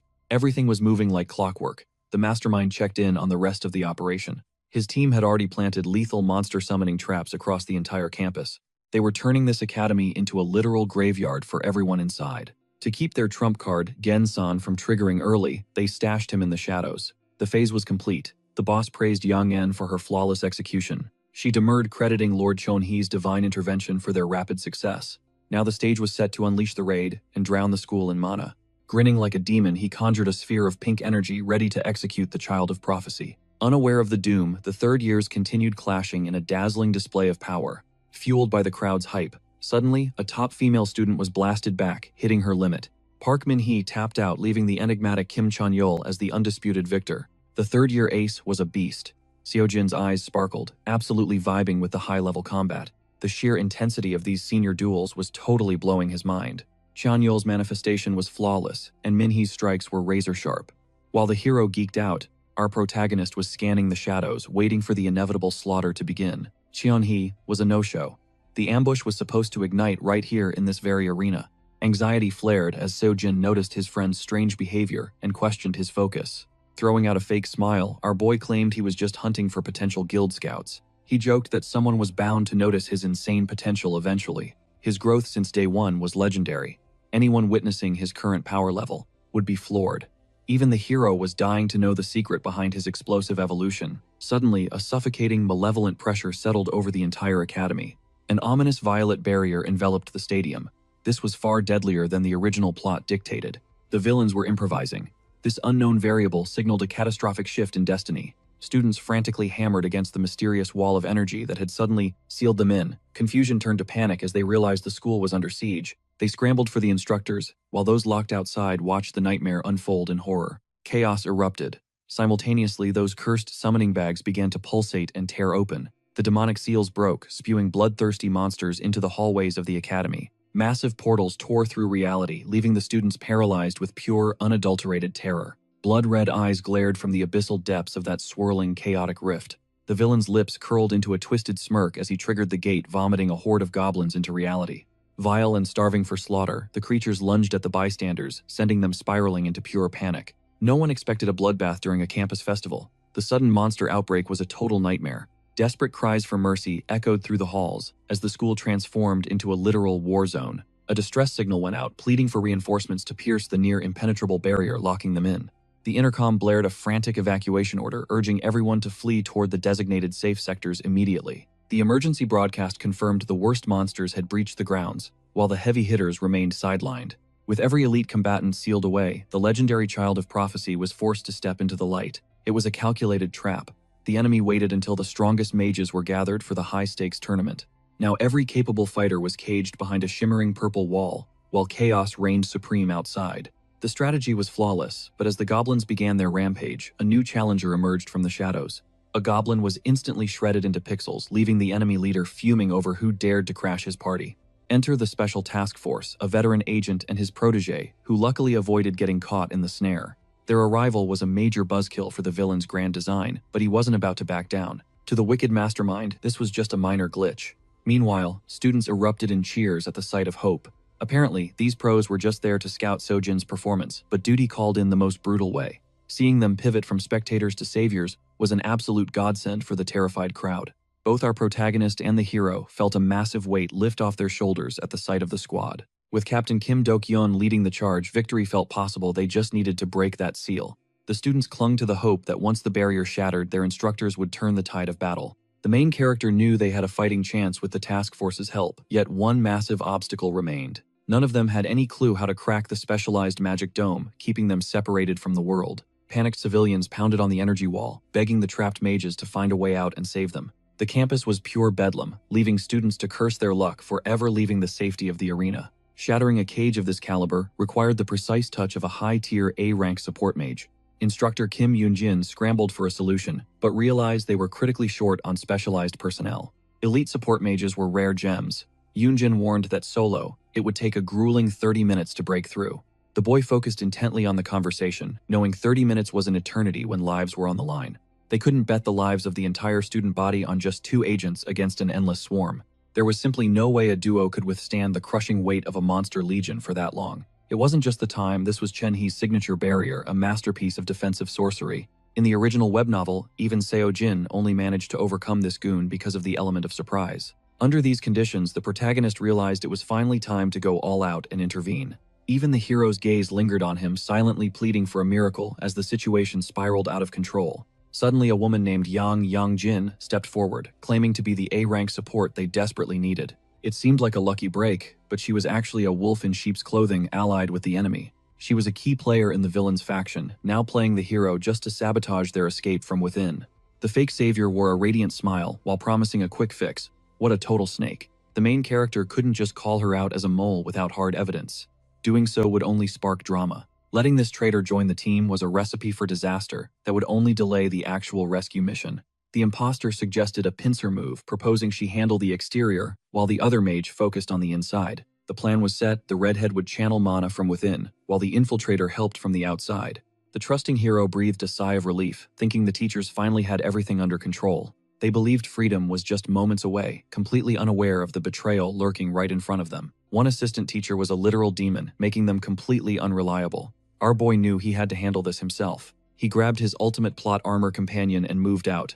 There was no time to wait for that barrier to fall. It wasn't dropping anytime soon. Leaving the mages behind, the two slipped away, but the redhead sensed something was off. The barrier-breaking mana felt totally rigged.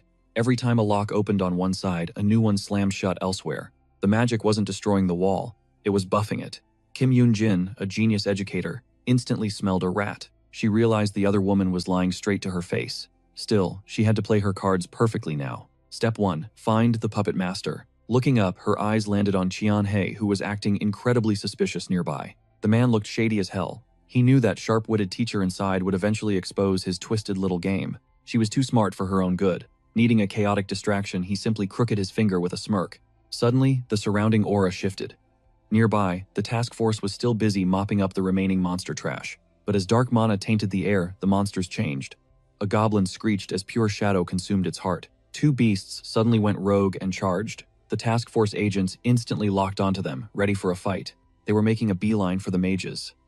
One goblin lunged through the air, aiming straight for the barrier expert. It was a galaxy brain play. If the monsters attacked her, no one would ever suspect she was a traitorous Mane. Fortunately, before the beast could strike, a legendary long-range shot whistled through the air with lethal precision. It absolutely deleted the monster, slamming it into the dirt in a brutal display of raw, destructive power. Reclaiming his glowing crimson weapon, the task force hunter asked if the mage was unharmed. She beamed with relief, playing the victim perfectly.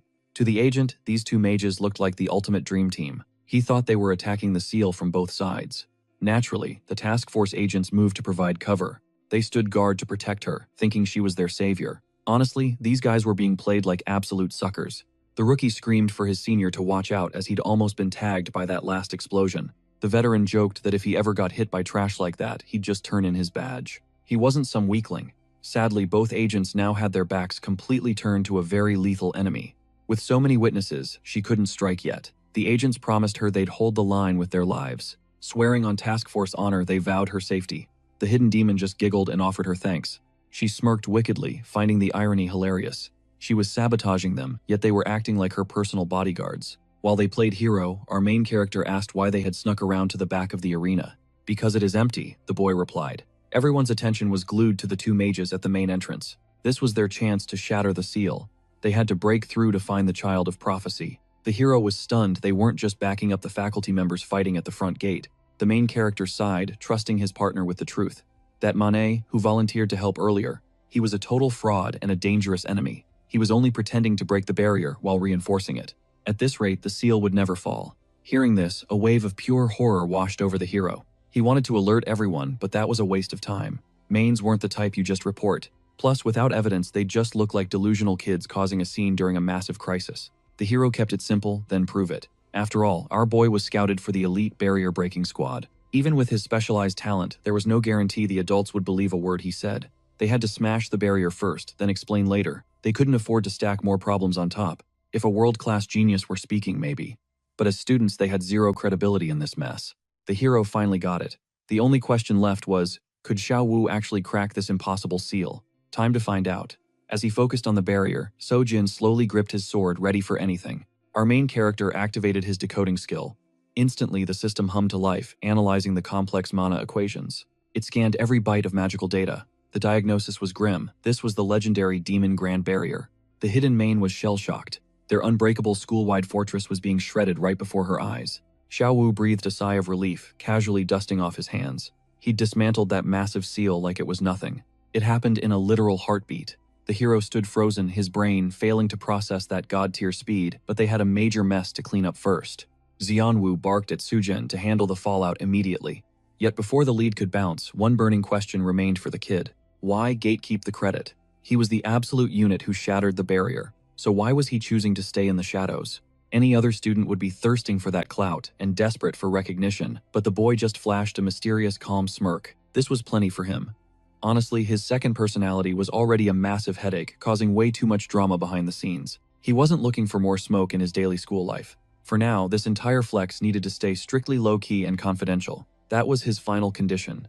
Meanwhile, at the villain hideout, Chen Hai was absolutely crashing out, screaming toxic insults at Yang Yang. That clown couldn't even maintain one simple seal, and now their master plan was in shambles. Big C was beyond livid. He'd poured everything into that double-layered seal, leaving him baffled who possessed the raw power to actually tear it down. Accolades flooded in for teacher Kim Yeon-jin's efforts, while mage Young Yeon-jin also received major props for her high-level performance. Now, the heavy-hitting elites were seizing control of the operation. Still, the legendary child of prophecy remained a ghost, nowhere to be found. It was time for the main players to fall back before things got uglier. That wraps this chapter. Stay tuned.